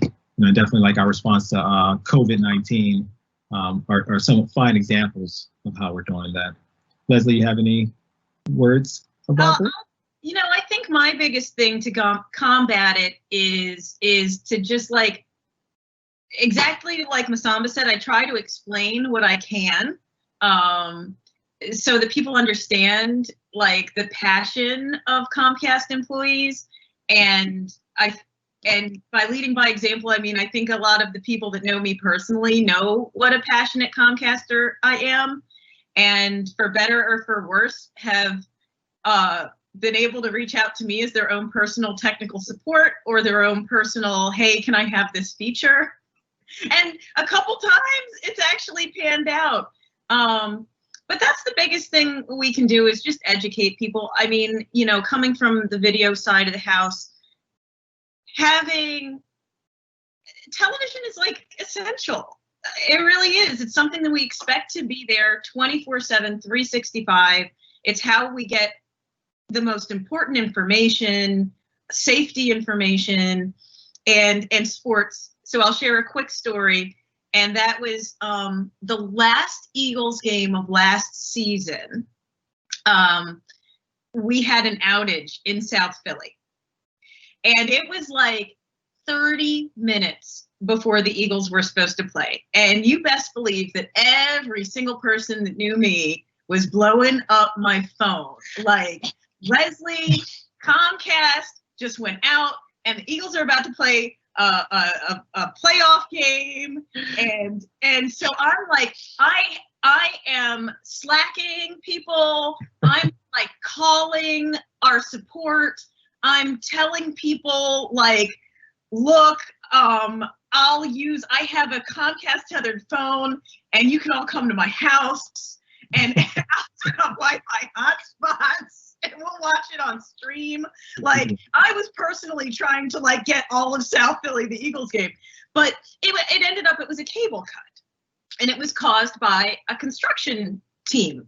Mm-hmm. And so also just being able to explain to people like, this doesn't just come through the air. Like there are physical portions to getting you your service, and if a team didn't dig correctly, please don't blame us. We're gonna get it fixed, even though we didn't break it. And that made a lot of people, just that explanation makes a lot of people go from gosh darn it to like, oh wow, I didn't even realize it worked that way. But we got service back in time for the Eagles game. And then everybody was like, Leslie fixed it. And I'm like, no. You're the South Philly hero. I remember hearing about the squirrel that chewed through a fiber that caused an outage once. That was a fun one. Yeah. Oh, gosh. Yeah. And it's such a crazy explanation when you say, what was the root cause? Well, a squirrel chewed through a fiber, you know. It sounds like a telecommunications version of a dog ate my homework, right. But it really is such small things that can go wrong and cause a large outage for people. What can we tell some of the people that are listening in about working at Comcast? Like what are some of the maybe some misconceptions that they have about what we're doing here? I know we talk about a lot about the products, and I'll start. I think a lot of people think that, you know, what a cable company is, right? And they don't associate it with the types of technology that we're working on. Can you say anything about that? Well, I mean, I think, Leslie, if you want to go ahead, go ahead. Okay, fine, I will go. You're the boss. I think that, you know, using the term cable company is sort of what creates some of these misconceptions about what we do here. I think we've really transitioned from being the traditional quote unquote cable company to being more of an entertainment company over the last few years. And I think that we're no longer just a company that is able to get a picture to you and get you online. Now we're able to aggregate all sorts of avenues to entertainment. And it's not so much service delivery. It really is customer focused now, and we're trying to think of new, better, and different ways to make our product better. Even if we can reliably deliver services, that's not enough. It has to be easy to use. It has to be easy for customers to get help when they need it, right? It has to be easy for customers to sign up. And this is something that takes a lot of work. I think that's one of the misconceptions, that we are a cable company, and we're not. We're much more than that. And I think that gets reflected more and more with some of the products that we release. Thank you. Thank you. Anything, Leslie, from you? I would just say, you know, we all work for Comcast, but I think what we've left out is that we're Comcast NBC Universal, and you see that in our beautiful Comcast Peacock logo. And so, as I mentioned earlier, the ability to move around. And so we're really doing ourselves a disservice, like Masamba said, when we say cable company, because if I had an inclination to, I could try to go work at one of our theme parks. You know, I know several coworkers that came from the television side where I was, that have gone to work for NBC Universal and now get to work from 30 Rock in New York City. So like, it's so much more than just television delivery. And I think that's one of the really exciting parts. And the other thing that I'll add is that what we really are is an innovation company. And when you look at things like the voice remote, all of what we're doing for accessibility and how we build for accessibility into everything that we do, it's very clear that we're an innovation company. And when people think about things like innovation companies, they tend to think about the Googles and the Apples. one of the things that I absolutely love that we do is that one week per quarter, every employee in the Comcast space can go and do this thing called Lab Week, where we can just innovate. Yes. Like innovate. I remember one of the first Lab Weeks, and I'll never forget this because I just thought it was like such a shining example of like, if you want to take a week to build something and you think it's great, build it. Somebody built a toaster oven that would toast the weather into your bread in the morning. So it hooked up to the Weather Channel and you would toast your bread and it would have a sun on it or a thundercloud. But that, I don't think we tout that enough about ourselves, because I know other companies will say, oh, what our employees get, 20% of the time to do this. Like, it's one of the funnest weeks. I know Masamba, right before we were talking about a Lab Week project a couple times. Yeah, it was supposed to, the Lab Week was going to be the first week that we were home. And it's one of those situations where I was sitting around my desk playing around with our guide, and I had an idea. And I just went down to Leslie's desk and I'm like, Leslie, I have a question. Do you want to help mock something up for me? I have this crazy idea. And that idea, even though we didn't get to present it at Lab Week, has grown into a serious project that I'm working on right now. Just me sitting around between meetings, playing around with the cable box that's on my desk. And yeah, it's going very well. And I'm glad I was able to just have that spark and have it turn into an actual project we're working on now. I'm so glad to hear that. And you just also hit on one of the coolest things about working at Comcast. You get to have a television on your desk. Oh my gosh. That's so Yeah, true. that is true. Yeah, that is a big perk. Thank you. I do want to chime in and say, Comcast is a really wide company. Comcast, NBC, Universal, right? It's a really wide company. So we have a lot of opportunity to work across many different business lines. Leslie, you said you've been here 14 years. I've been here 15 years. I have worked across I started here in the network engineering world, worked through video, and now I'm in a customer experience area. So definitely a lot of opportunity to grow your career, to and widen your experiences across so many parts of the technology industry. I have some more questions from our audience here. So one that came up is, what is Comcast doing to invest in communities of color?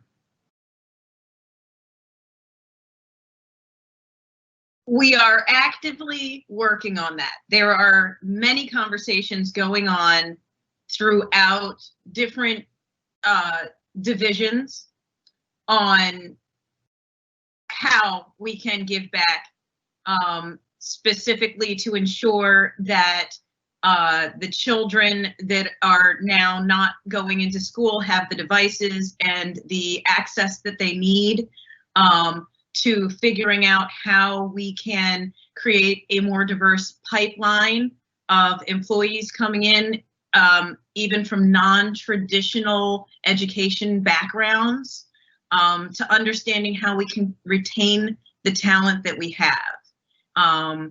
So, there's not a lot of very concrete answers that I can give you right now that I am aware of. But what I can say is that I personally have been involved in a multitude of conversations, and our dedication to making sure that we give back to not only the great city of Philadelphia, but to all of our customers and just to humans in general, we are working on. Yeah, I mean, it's definitely not something that we take lightly. Like Leslie was saying, we have been increasing bandwidth, and this matters more upon socioeconomic lines. We have created lift zones that allows students to have a public area where they can go and get online if they may not have service at home. One of the bigger things that I think that happened in the last few months is that the head of our West Division decided that he was going to step down from his role as the head of our West Division and he was going to head up a DE&I project at Comcast. And he was going to look into a lot of the things that Comcast can do to help out communities of color, to see what we can do and really take a social stance. And I think that was a very big move by him to be able to do that. Yeah, that was a huge commitment from Comcast, right in line with our CEO, right, Brian Roberts, and his commitment to a more positive impact on communities of color. Also, Comcast has a community impact organization that works with many different organizations across the country that work with organizations within communities of color. Some to think about, like Coded by Kids, where they're teaching kids STEM in these communities of color, which really helps them to get the foundational principles and get the that string to pull on and say, I want to be part of that when I grow up, right? So it's such a great thing that we are participating in that. And we not only do we spend money there, we go there. We spend time with these kids to teach them. And it's really a great experience. Got another question here. What is your proudest diversity success story thus far? Ooh. I think I might be able to go first here and say that so when the Black Lives Matter movement was first coming up, a few of the Black coworkers that I have on the team that I'm on now kind of reached out to me as one of the more senior people on the team and said, how do we have our voices heard, like collectively, and how do we get any messages that we want out to the larger organization? And so I immediately took that and went to some of our senior leadership and just said, hey, do we have an opportunity to do anything here? And it was such an emphatic and immediate yes. I don't think I've ever gotten a couple VPs on a call so quickly that were just like, what do you need from us? And we ended up organizing just like a town hall, basically, where each of us that felt like sharing could share our stories, where we could provide resources, and where people could, ask questions of us, but it was just, there was no hesitation. And it was really astounding, the amount of compassion and just the complete understanding of the urgency. Thank you, Leslie. Yeah, I know you remember the 9762 lab week. It was a lab week project we had.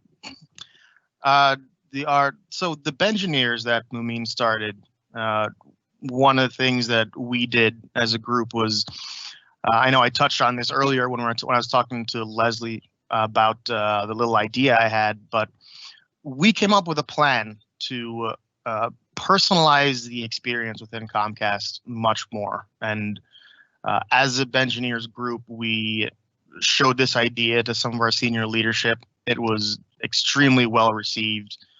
And it's something that we are looking to deploy relatively soon. And I think it really helped out and really got the idea of engineers to be more popular around Comcast. It's the question of the diversity success that I think is relatively interesting, because I don't know that it necessarily, or rather, in my personal opinion, I don't know that something like that is something I would really call a diversity success. I don't think that it was something that was necessarily successful because we were a group of Black engineers that were presenting the idea. I think that it was a good idea on its face and a good idea on its own. I think that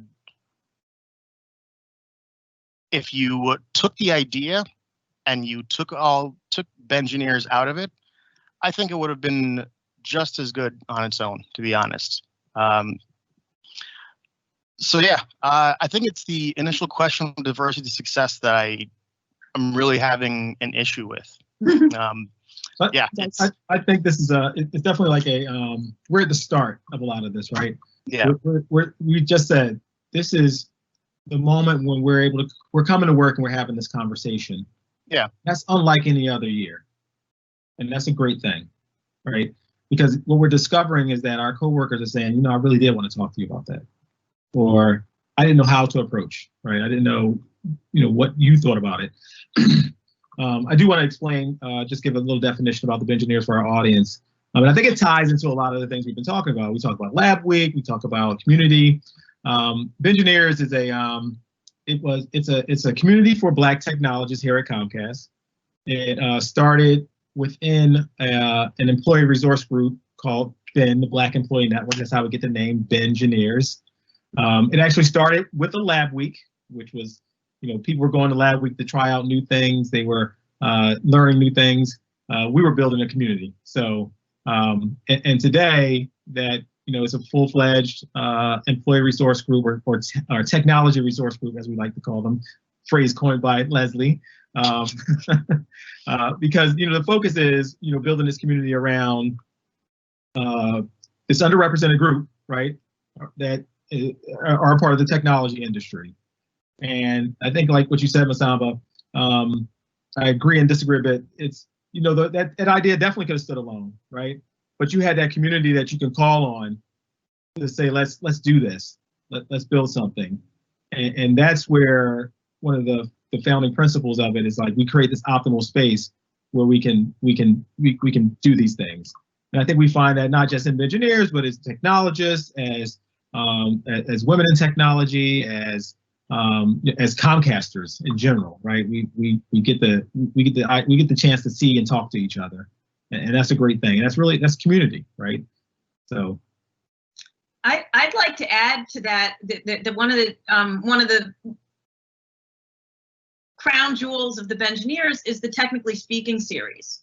Oh, and I think that that's really important. So basically, the idea behind that was let's start, and when I say let's, I don't mean me, because it was Mumin, it was our good friend Michael, who noticed a lack of Black speakers at technical conferences, and basically said, why? And maybe it's perhaps a lack of education, a lack of knowing how to search out the calls for paper, how to fill them out, how to arrange your slides and your presentation and get out there and do it. And I'm just calling it back to that because I think in general, we're talking about DE&I here. I think one of the most important calls to action is what we're doing now and getting out there in the community, because the biggest feedback that I've gotten, especially when working with younger children of color, is when they see me speak or will hear about my career, it all of a sudden seems attainable and tangible to them. And so for those of us that have the privilege to be here, it's really important that we show that we're here. Mm-hmm. Because then there's, I won't be alone. Right. Yeah. Right, that representation, the representation that we needed as children too. Yeah. I say that sometimes. I go, like, imagine the possibilities, had these been the jobs, these been the ideas, these been the environments that, we thought about growing into. Yeah. You had to really think outside the box in some of the cases, because, we were looking at other things to do, Yeah. So. I'm a huge, I don't know if anyone here is a huge Formula One fan, but I love Formula One. And it's funny because just this past weekend, Lewis Hamilton, who is he's half black and he's person of color on the grid, when the grid is mostly full of Europeans, he won the championship. And one of the first things he said was that growing up, I didn't have a black role model to look up to. And I know that it's so important for many children today to see somebody of color and see somebody of their race achieving something. And it sort of breaks down a barrier for them to know that, okay, that's something that I can do. And that's something that I can strive for. And sometimes you get somebody who is okay being a trailblazer. And for him, he was the trailblazer. For most people, that's not the case. Seeing someone achieve something really gives you the motivation to strive for that. And if I can just harken back to the original question, I would say that that's probably one of the biggest diversity wins. You know, being selected to work on projects, you know, having people see me get involved in all of these high-level projects, making decisions that go right out to the field, knowing that these things aren't in some upper echelon where Black people can't work on them, right? I think for me, what really sometimes makes me proud is the fact that I'm being asked to work on these things. And although I don't think about it at the time, if I'm able to show someone else that, yeah, this, you know, I'm not going to say young, you know, I feel old now, but if this guy can do it, then I can strive for that too. Because when I started at Comcast, I didn't have any engineering experience. I was studying law in school.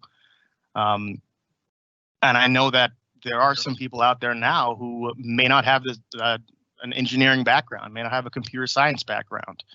And I think that if I can show them what is possible, then it may lead them to go down the same path. It may lead them to, you know, strive for something better and better. Agreed. We have to wrap soon. I want to leave with a few thoughts. First, what a great diversity success story here is Tech Women. What they have done, what they have changed the face of leadership here at Comcast, and you know, that can't be. You have to give them a shout out, right? They did such a great and amazing job there. Women make up 50% of our society. It's rightfully so that they make up, you know, a large number of the people who lead us and are part of all of these things that we do. My final words, I think, are something I live by. A lot of the things that we talk about were not easy things to do. These conversations, these moving into these new spaces. And what I like to always say is, you know, do what's right, not what's easy, because it's gonna make things so much better for yourself and society around you. So thank you so much, Leslie and Masamba, for joining me in this conversation. I had an awesome time. I can't wait to see you on Teams and around the office eventually. Yes. Can't come soon enough. That's right. Thanks so much. All right. Bye, everyone. Good day, guys.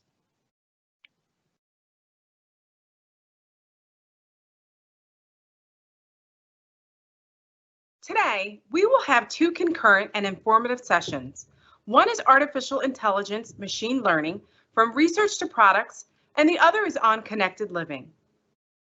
Comcast uses AI and machine learning to create world-class technologies, including the Emmy-winning voice remote, media and analytics, and content discovery for captivating entertainment experiences, and improving customer service experience through intelligent solutions. In this breakout session, this panel of AI researchers and leaders will discuss new advancements in AI and machine learning, considerations to make when transforming AI ML technologies into products, and new technologies we think are worth watching in the data science space. Comcast Connected Living team is seeking to bring the future to our customers by making it incredibly easy for our customers to have unrivaled speed and coverage throughout their home, delivering magical smart home solutions that just work, and being the industry leader in helping to keep the home private, safe, and secure. In this breakout session, we'll discuss how our teams are creating intuitive devices, features, and app experiences that help our customers to set up their own equipment and service, proactively troubleshoot and fix problems, and simply and easily get assistance when they need it. Comcast builds incredible technology and entertainment products that connect millions of people to the moments and experiences that matter most. We are committed to open source software. We use it to build products, attract talent, and evolve the technology we use to improve the customer experience. We know the collective development ethos behind robust open source projects makes our products better and more powerful, and we're committed to being part of the global open source community now and into the future. This panel of technologists and leaders from across the company will discuss open source at Comcast, how we got started, what cultural changes we've made, and how we're leaning in to open source to collaborate and innovate across the company. I am thrilled to welcome you to learn more about Comcast's journey to open source collaboration and innovation, and how our technology journey has shaped our culture and our employee and customer experience.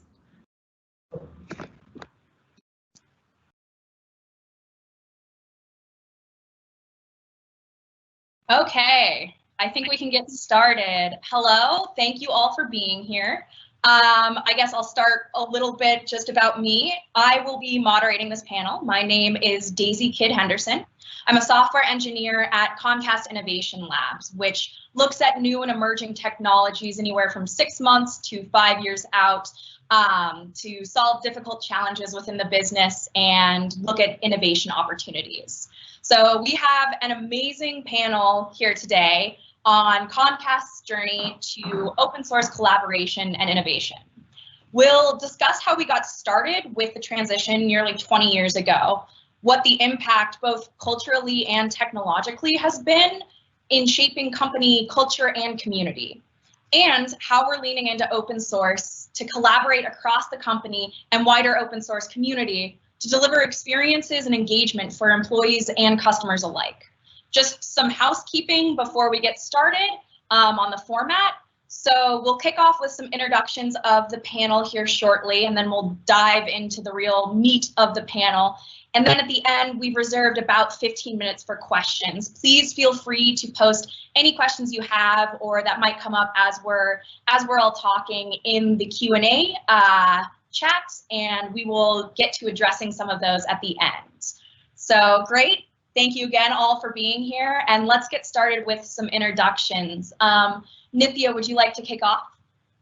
Thank you, Daisy, and it's wonderful to be here. I'm Nithya Ruff. I run the open source program office for Comcast. I've been with Comcast about 4 years now, and I love working with the developers in our company to move our open source culture forward, and excited that we can bring this panel together to discuss how we got here. I wanted to share a fun fact. There could be some lawn mowing services coming by my house, and there could be some noise. So just warning all of you that if you can't hear me, just give me a heads up and I'll speak again. Back to you, Daisy. Thank you, Nithya. And actually, that's a great thing. Let's, in your introductions, everybody, you can share what sort of distractions you might have on this panel. I know for me, it's my cats. They're very rambunctious, so there might be some meowing. I am literally going to be herding cats while moderating. So, John, do you want to go next? Yep, I'd be happy to. So I'm John Riviello. I'm an engineering fellow here at Comcast. I've been at Comcast for over 13 years now. Been mostly focused on web development, done a lot of web development work here, led a lot of projects. Most recently, I've been working on Expo, the web application for that. It's certainly possible one of my 2 kids could come running to my office at any point here. My 6-year-old daughter, my 8-year-old son, so we'll see if that happens or not.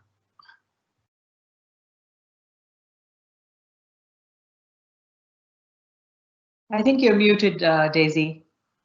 Oh dear. Kem, why don't you go next? Yes, thank you. So hi everyone, my name is Kim Raj.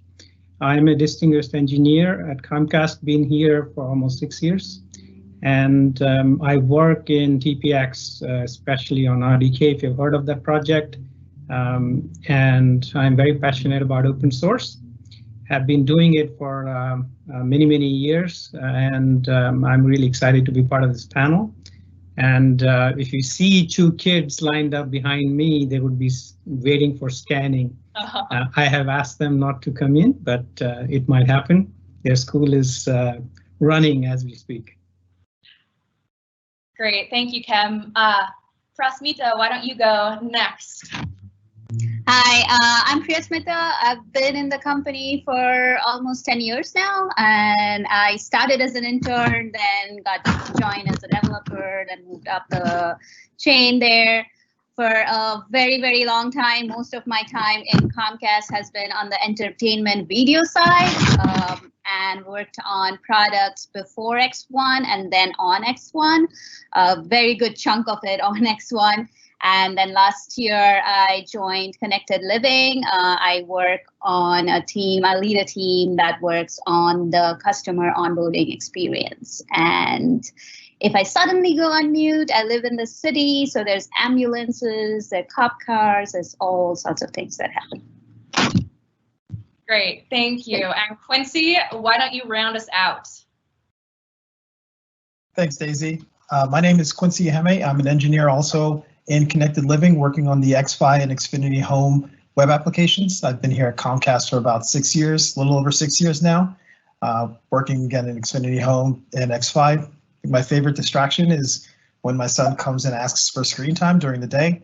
So I've asked him not to ask for time for now. I'll get to him at about 5 o'clock, but that might happen. I also have a very rambunctious Chihuahua that likes to bark at birds. So if you hear that, everything's fine.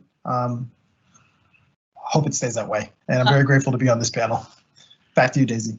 Great, thank you all. And it looks like we've got a full orchestra of possible distractions, so this should be fun. So to kick off, Nithya, why don't you start in sharing kind of Comcast's software journey? Thank you, Daisy. You know, it started long before I joined the company.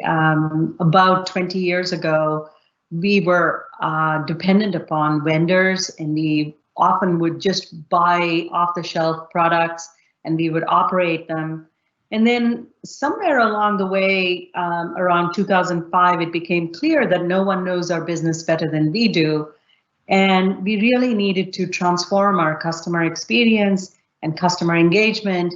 And we started taking control of our own destiny by becoming creators of our software, creators of our products. And this is where a group called SIM, which is Comcast Interactive Media, was created.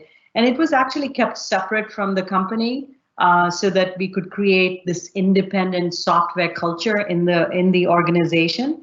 And that group became really the proving ground for us on our journey to becoming a tech company. And I know someone who was there during those days, and I'm curious, John, you know, what it was like to work in SIM and some of the early consumption of software and contributions and open source work that you all did. Yeah, SIM was a great time. That was, you know, like I said, I started here 13 years ago. That was kind of at like the peak of when we were hiring for that group. And the focus was really, how do we, like Nithya said, you know, we know our products the best. How can we own the technology for that? So when I came in, I was working on at the time what is now the My Xfinity website, which, like everything else, it uses a bunch of open source stuff. They use jQuery, used that back then. As far as open source goes, so another SIM member, also named John Moore, who's now our chief software architect. He was the first to actually make an open source contribution to Comcast. So he contributed to the Apache HTTP components library. Did stuff around caching for that. So if you've used caching, you can thank John Moore for those efforts there. And he also released an open source project called JRugged. This was back before GitHub was even a thing. I think GitHub existed, but you know, as an engineer, I didn't know about it. It wasn't really popular. And then as GitHub started to become more and more popular, people knew what it was. I had some things that I was working on that I wanted to actually release as an open source project. It started out as a Lab Week project, which I know some other panels have mentioned before, but essentially Lab Week is 3 weeks out of the year where everyone at Comcast that wants to participate can participate in a project of whatever they decide that they want to work on. So I worked on some open source projects, others worked on a whole slew of things, and these can actually lead to either open source projects being launched or contributed to, or new products being launched. This has all come out of Lab Week over the years that I've been here.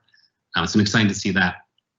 So the work that I did was, I mentioned I'm a web developer, so there was a project called Compass, which was a library for Sass, which is a CSS plugin, way to author your CSS in an easier way. And I wanted to integrate this other open source tool called CSS Lint into that. So I spent Lab Week meeting a couple of engineers. We worked, made some updates to Compass, made some updates to CSS Lint, and we got it working internally. We used it internally and thought, this would be great to actually contribute to back to the community there. But there was no way to do that at Comcast. So I basically went to my vice president. I said, hey, I've got this project. I'd like to release it back to the community. How do I go about doing this? And since there wasn't a project, he could have just said no. He said, no, do this. We're Comcast. We're big. We got other things to worry about. But he said, let's figure this out. So we worked with our legal teams. After a while, figured out the plan, and I was able to contribute that back to the project. Not the typical open source path, but actually I met the maintainer of Compass at a conference shortly thereafter, and we sat together and worked on my PR even more to get that merged in. So that project, Compass CSS Lint, is actually still on GitHub now. It was one of the first GitHub projects that Comcast released on GitHub.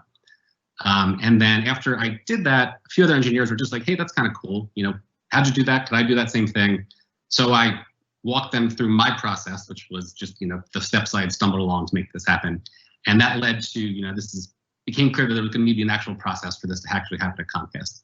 So John Moore and others founded the Open Source Advisory Council, which is now Nithya helps lead that. I can't believe you've all been here that short of a time. Nithya cared to me. I feel like we've been working together forever. But that council does a great job of really promoting open source throughout the company so that we can both be contributors to existing projects and also create new projects for our own.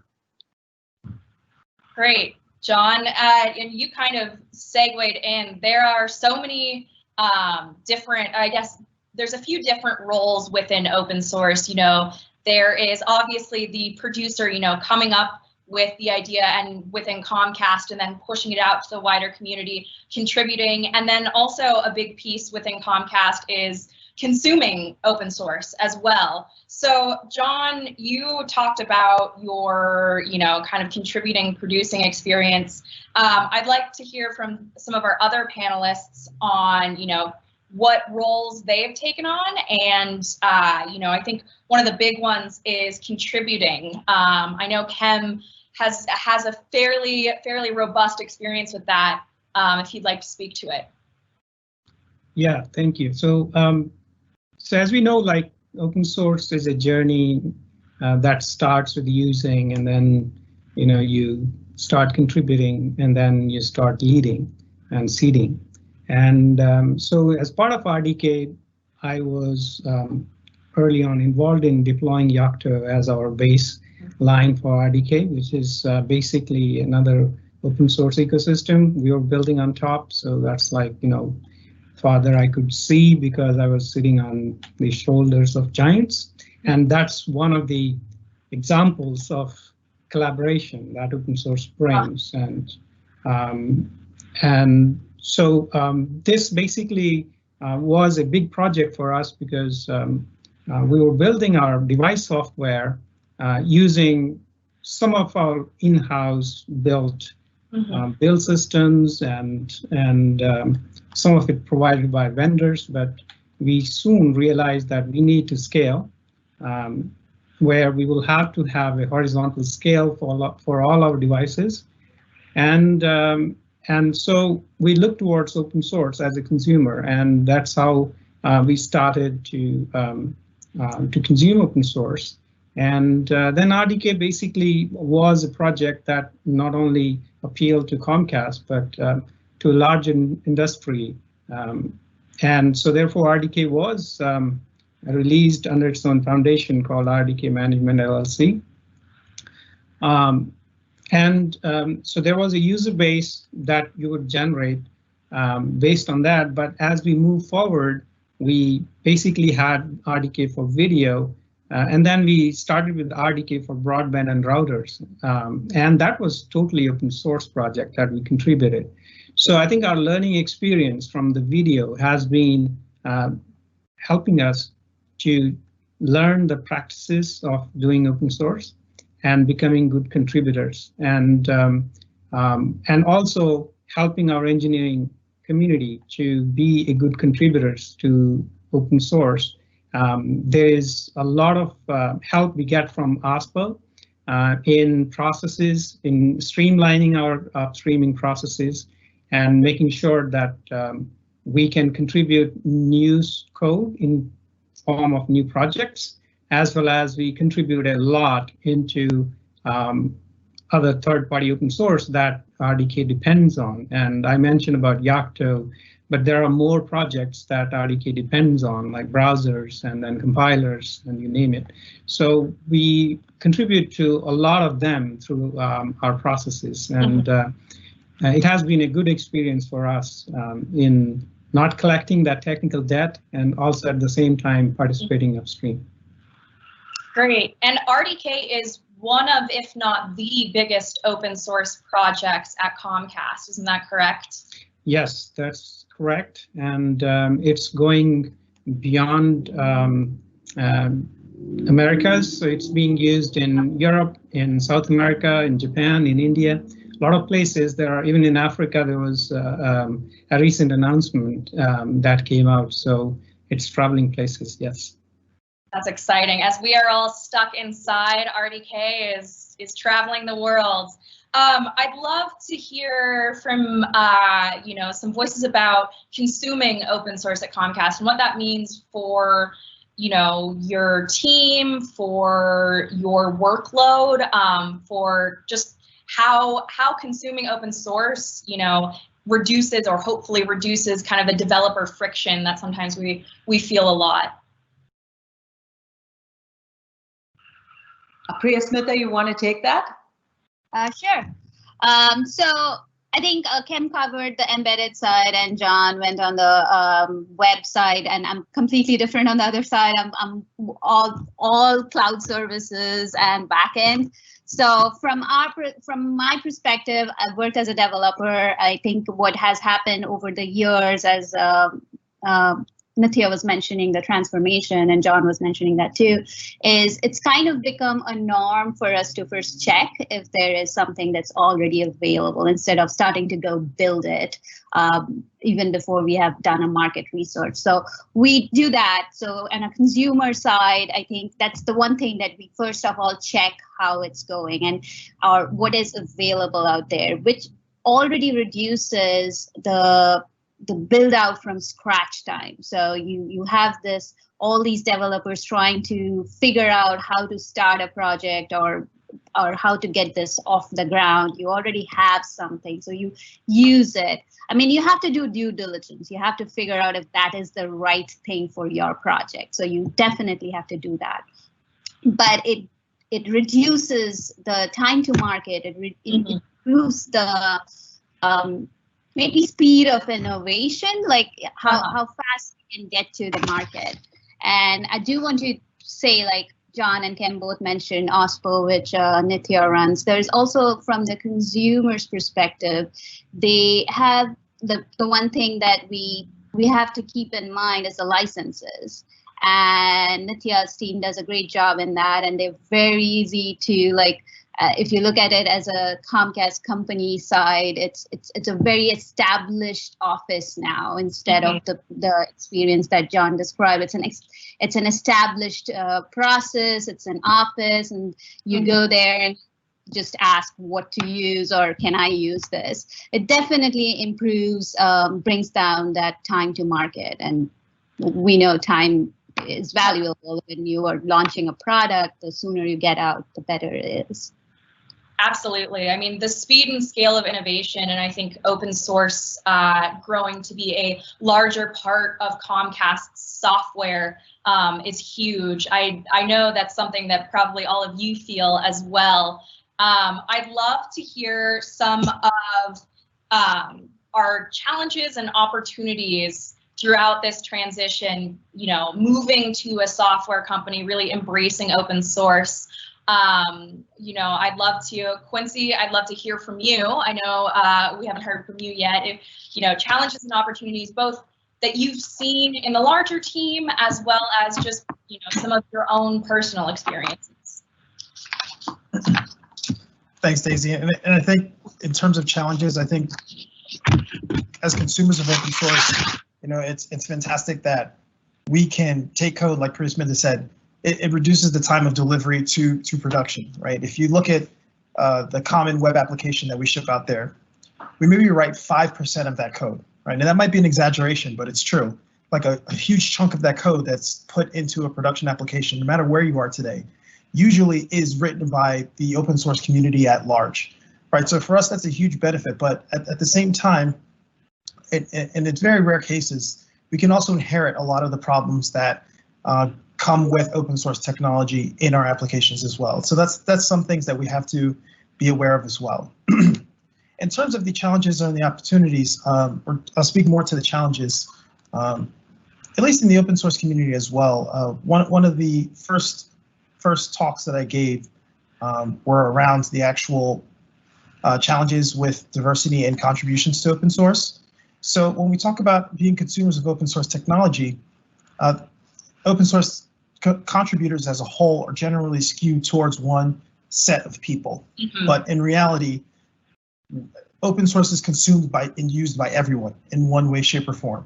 So there's a concern that the technology that we write doesn't really benefit everybody. So we have to be more conscious. We have to be very conscious as consumers that our applications, the code we write, the things that we put up there, represent all of our customers, because mm-hmm. the things that we inherit might not necessarily be that way. Yeah, absolutely. I'd love to hear more on that. I think that's a big piece and a big, piece that we're trying to focus on and work on improving within Comcast as a whole is, diversity, equity, and inclusion, that great representation. I'd love to hear from the other panelists on the challenges and opportunities they've experienced or seen as we kind of transition to this open source software company. I can comment a little bit on that also, Daisy. Just picking up on what Quincy said, another thing that is important in the open source community is that it's not just code. We can contribute anything we want, and we should really recognize all forms of contribution. Marketing, for instance, is a contribution. Documentation is a contribution, and we need to improve and elevate the quality of security in open source, etc. So as a company, we really encouraged our teams to be involved in the community itself, to be part of open source communities, and thereby really lifting all of open source. From a challenge perspective, I just wanted to bring up one more challenge, which is, as a company, we move really fast. We are highly innovative. We are very eager to get new products and new features to our customers.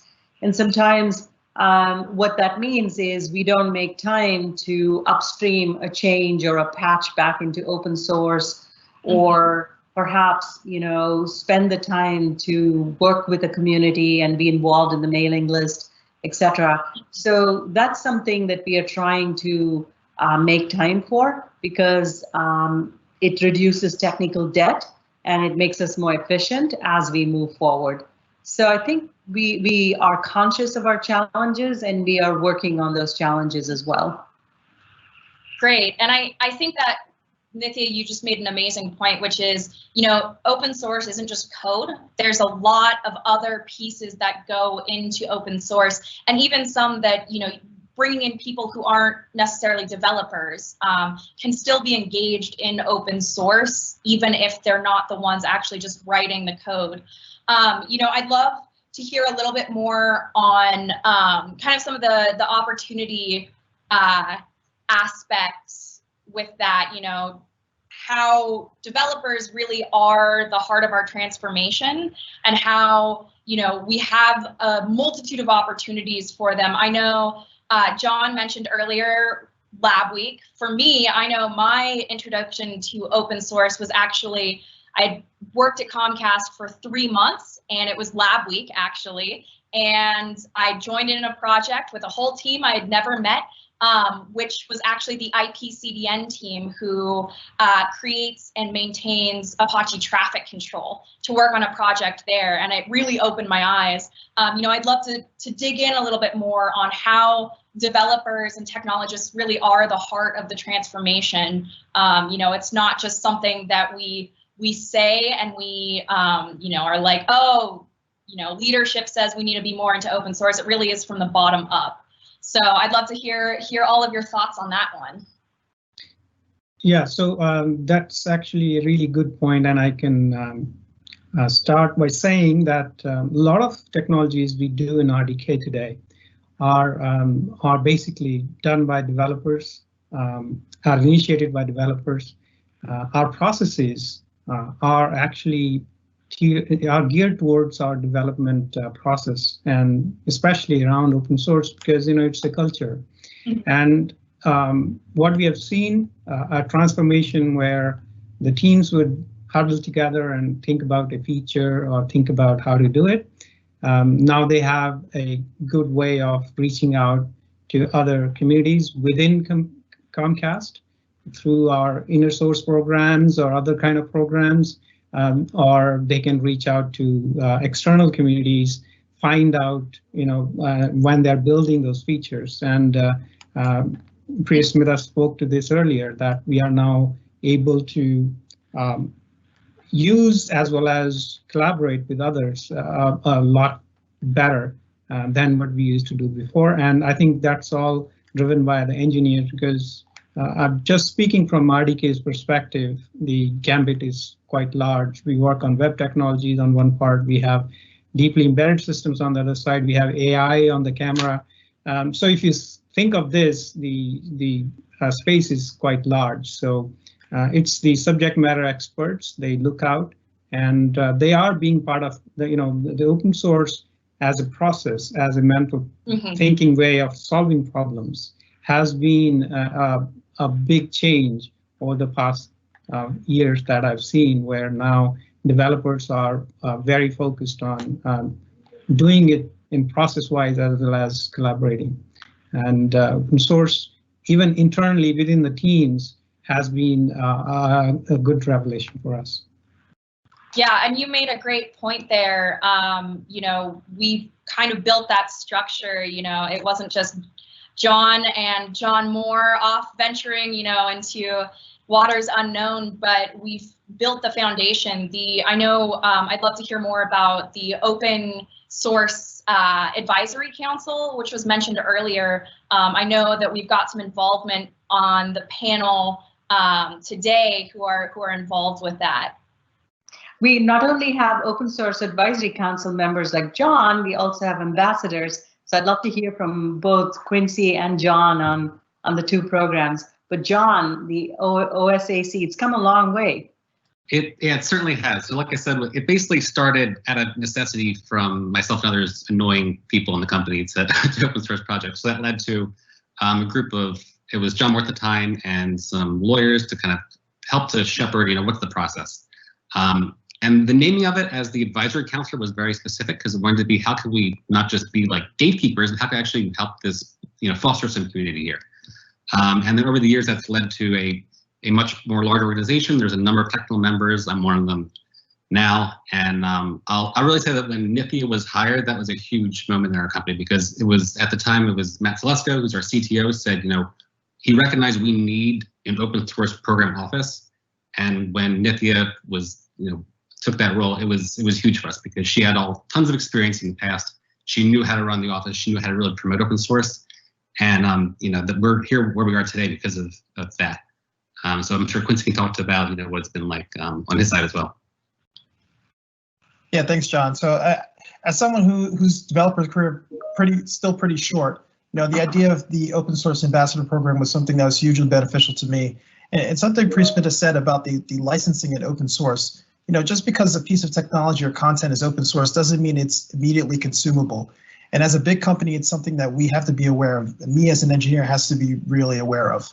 So being an ambassador allows me insight into the actual program itself, the open source practice office, which is really, really valuable. There are a lot of things about the open source community that I didn't know that I'm exposed to indirectly just from my involvement as an ambassador. And this year, I'm actually going to be a part of the advisory, the council as a mentee, being able to learn under John, someone who he'll never tell you, but literally shapes, the direction of the web itself. So that experience is super valuable. And yeah, open source is really, as a big company, we need to be aware of where our open source technology is being used, our proper licenses being applied in our technology, stuff that we open source and stuff that we consume. Yeah, very important. Hey, I just wanted to point out that John Riviello is wearing a Hacktoberfest t-shirt. He won it fair and square for this year. So that's one of the programs that I love because it encourages people who are not even aware of open source or have never done a contribution.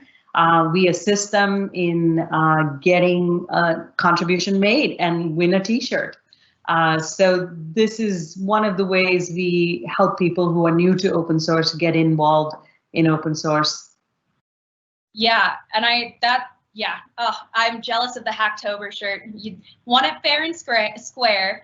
I'd love to hear more about, Comcast has a ton of different programs to kind of embrace innovation, and open source is, it's kind of a symbiotic relationship. There's Lab Week. There's also something we have called Summer of Code, which Priyasmita, I know that you were a part of that. Yeah, I was very coincidentally, I was in the pilot program doing Summer of Code, and now I literally just hosted somebody. So this year, because of pandemic, we didn't have Summer of Code. It got moved 2 months and became Fall of Code. So I guess we're having Seasons of Code now. So we really finished, the Fall of Code is finishing up this week. But it's a nice opportunity. I think this is one of the biggest things that Comcast does. It's a rotational program. So Comcast allows you to have these opportunities to go out and then basically work with somebody else you don't even know. And one of the good parts about it is not only is your team very embracing about letting you go and work in another team, that team also, we have it in our culture that team just embraces you and come learn. Most of the times when you go for a Lab Week project or a Summer of Code project, you want to learn something new, which means the team that's receiving you basically cannot expect you to hit the ground running. So you are signing up for somebody to come in and maybe learn for 1.5 months, and thinking of the team that you're leaving, they're letting somebody go to do that. It's a hit on both sides, but it's somehow very embedded in our culture now, and we just accept it. I think these all are very good opportunities for people to learn something new, contribute, and of course, whether it's open source or not, open source has become the thing that the very first thing we do when a project starts is to check if there is something that's available already. So I think all of these programs gel very well with our culture, and it has become a fabric of the culture. Mm-hmm. It's pretty nice, decent over there. Yeah, and I think it's an amazing program, and I'm lucky through my experiences through Lab Week and getting involved in the open source community to really have found mentors throughout, whether it be a Lab Week project in a new team or a Summer of Code. And I think that's a huge piece, is the value in mentorship, not just with open source and kind of how to, if you want to contribute or produce, but being able to find mentors and it being a part of our culture is something that I have found invaluable in my career. Yeah, I think Lab Week in RDK has yielded in many features actually that has become big projects. Mm-hmm. And many of them infrastructural. We have had testing frameworks that were developed, as part of a seeded idea from Lab Week. Of course, you can't finish it off within the time frame, but that's kind of a spark. And then we basically take all the Lab Week projects and then see the feasibility of them in turning them into real features or infrastructure projects as they come. So I think it's a very good innovation engine in RDK, and we really appreciate this program.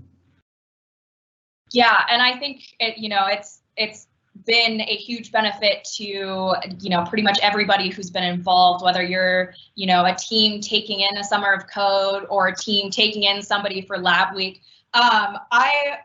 I would love to dig more into how we and how the company engages developers in other ways, through our ERGs, our employee resource groups, and the various experiences there. I know Quincy, actually, the first time I met him was actually at the Denver Open Source Day. He was speaking, and so I got the honor to watch his talk, which was amazing, and also, connect with him. Yeah. Oh, sorry. I'm mute. Yeah. So there's a lot of great engagement that we as a company promote, and Daisy, you spoke to it, the idea of our ERGs, or employee resource groups. One of the spinoffs of our ERGs is one of our TRGs. We call it technical resource groups now. Is the Bengineers, right? And actually, what Bengineers was something started at Lab Week, right? And really, our mission is kind of grown to help address the inequities that Black folks face in the tech industry and at Comcast by creating an optimal space for Black technology professionals to share ideas, make connections, and develop talent. Right? Now, for me, the Bengineers and for others as well, for me, the Bengineers has been kind of that place where I could come out of my shell, not just as an engineer, but as an African-American man in a huge company, right? Being able to grow amongst a group of peers that look like me and who are also successful. And yeah, one of the programs that we did at the Bengineers, technically speaking, was what allowed me to get the confidence to be able to say, hey, I could speak on a technical topic. I can sound like I know what I'm talking about. And of course, my first talk was at the Denver Open Source Conference. So really, that speaks to the culture of Comcast, right? That someone can start their tech career here, but it can grow to heights that you wouldn't even imagine, because there are people here who are willing to help and guide and mentor you to what type of engineer and professional you want to become. Yeah, absolutely. I'd love to hear from the rest of the panel, on your experiences with, whether it be ERGs or other ways we, engage developers and are actively working on that. And then after that question, I think we'll just move on to, I've got some notes that we have some audience questions, and then we can move into that for the last few minutes. So love to hear from everybody else just briefly before we transition to QA.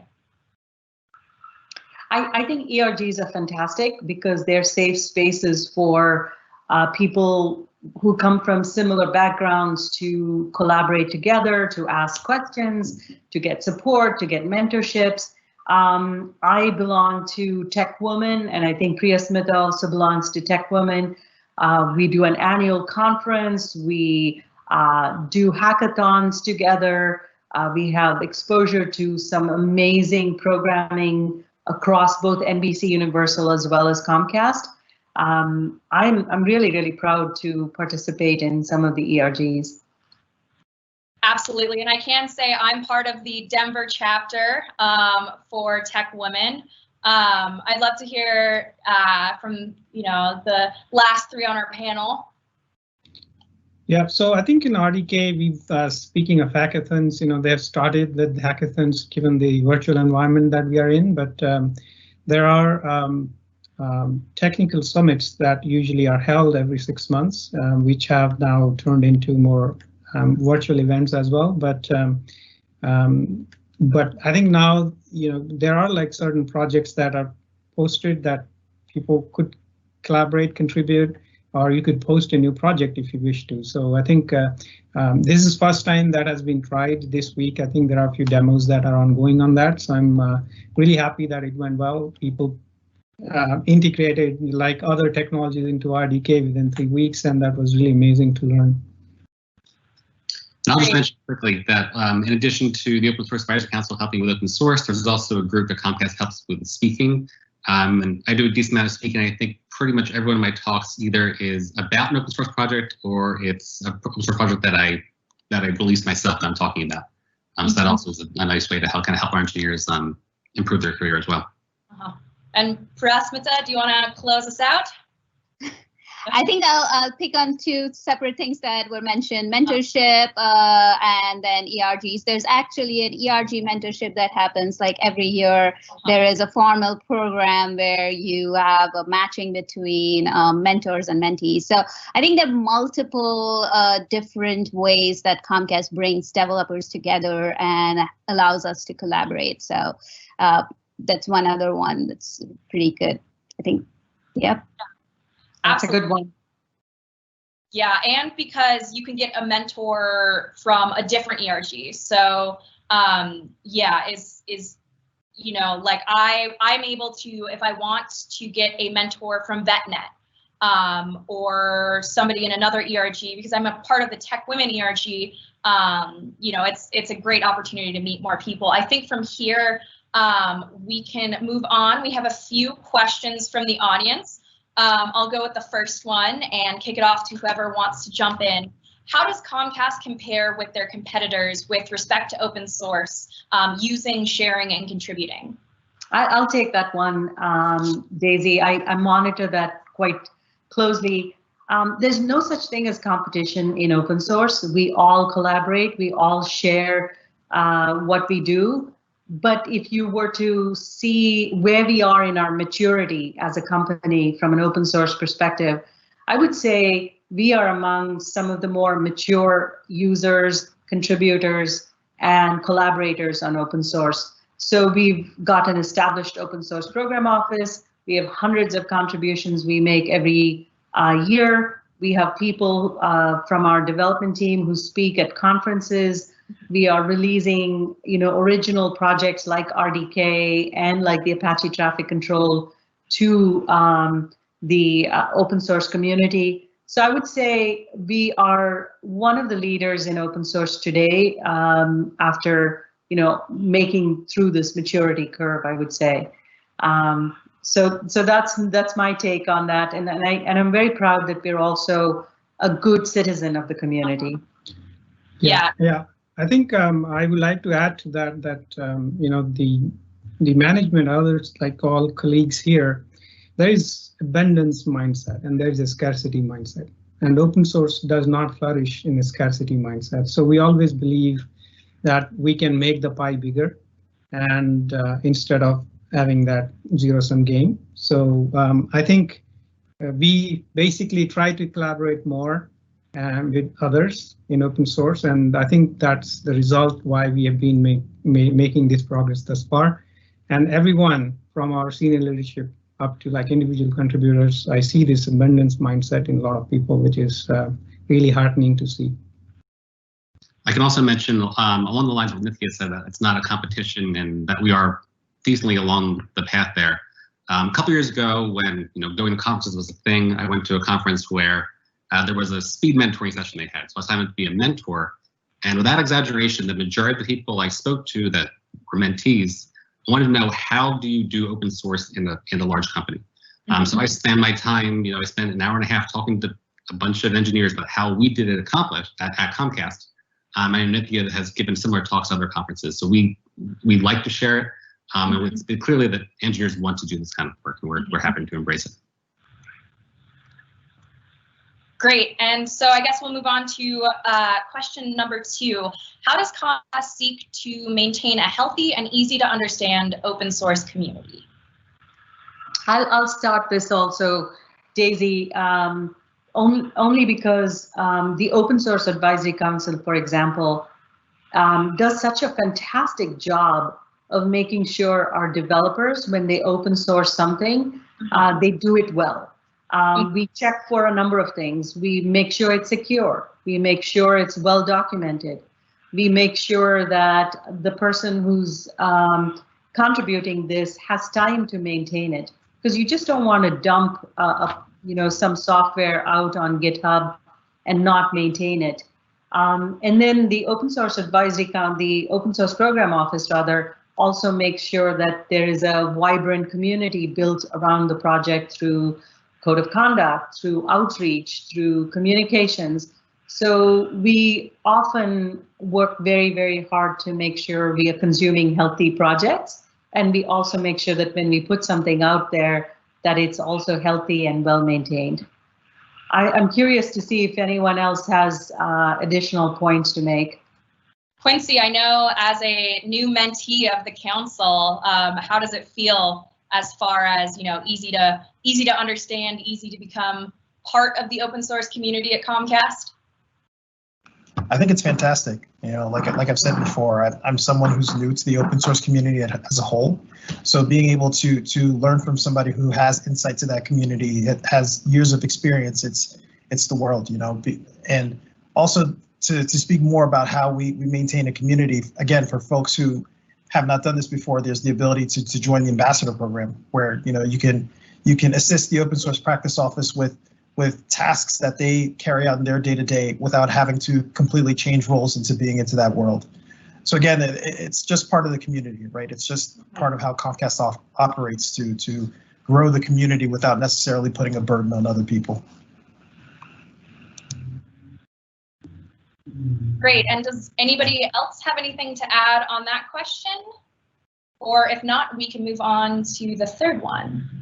So what challenges, if any, does Comcast face in the years to come with open source? And it was actually one of my questions that I had written out. Somebody in the audience was, we were on the same wavelength. That's something that I'm curious to hear what you all think on this as well. Do you want me to take a stab at it? So I get paid to think about open source all day long, right? And so this is something that I stay awake thinking about and anticipating.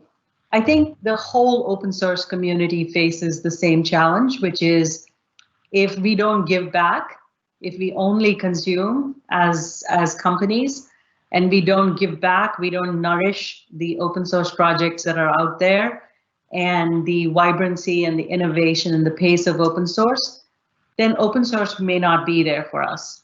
So I worry a lot about companies sustaining the pace of innovation and the quality of open source. So we as companies have to continue to fix open source bugs, contribute to security issues. We need to make sure that we are participating in the community. Kim and John and I, we all make sure to advocate for open source projects and to make sure we are donating money or sponsoring the conference. Mm-hmm. So to me, the challenge for Comcast is, and for other companies, is to continue to be good citizens and make sure that open source is sustained. Mm-hmm. Absolutely. Yeah, so I think I'd like to add to that, and I completely agree that I think contribution definitely is a way that will sustain a community. And,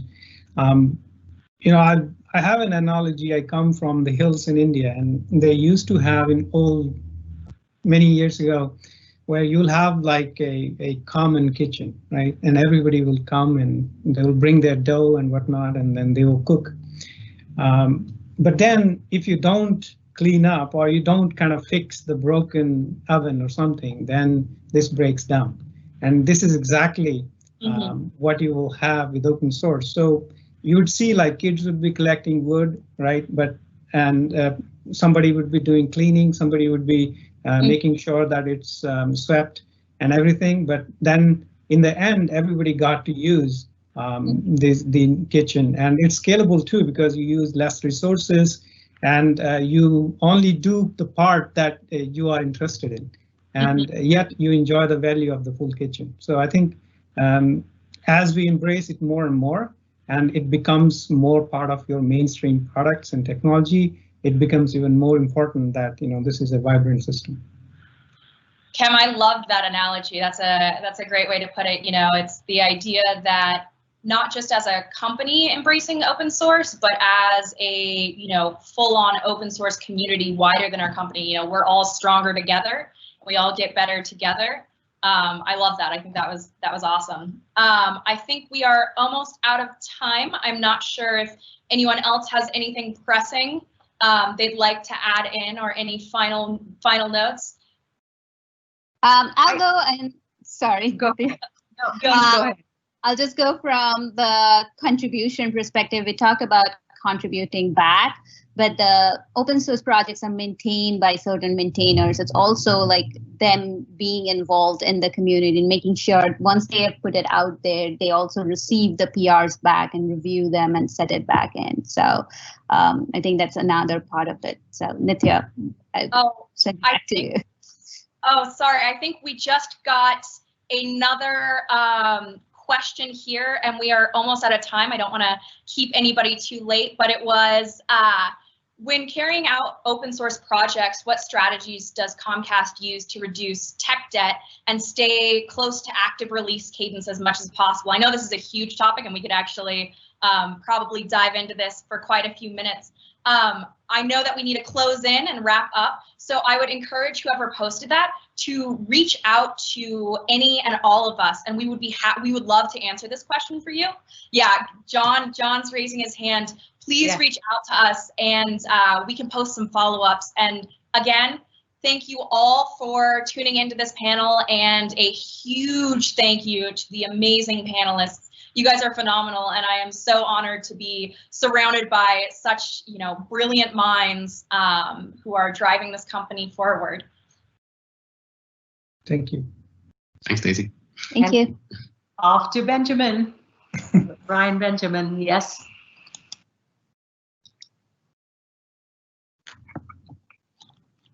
I think you're on mute.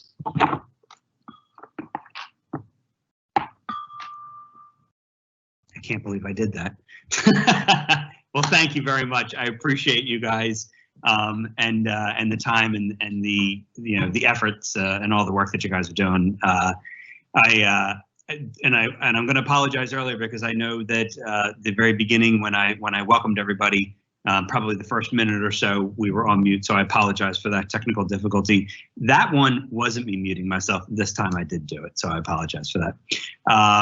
But anyway, listen, at Comcast, we connect millions of people to the moments that matter. Here, you will collaborate with diverse and passionate people. And I think, individuals that you've been able to kind of listen to here today, but diverse and passionate people to help reimagine industries, invent new technologies, and create extraordinary experiences for our customers. In other words, you get to create the future with us. You get to bring your amazing self. Each of your voices are unique and everyone's input does matter. Come as you are, but bring big ideas and fresh perspectives as we collaborate to create new technology and make an impact on the communities in which we live and serve. You get to team with us. You get to be part of a team that believes in being a team. From leadership to teammates, you're encouraged and supported as you grow along with in your career journey. And you get to inspire what's next. A career at Comcast means working at a company that's at the forefront of its industry. We use technology and innovation to deliver awesome experiences that connect people and communities. I want to take the time to thank everybody that has brought TXPO to life here today.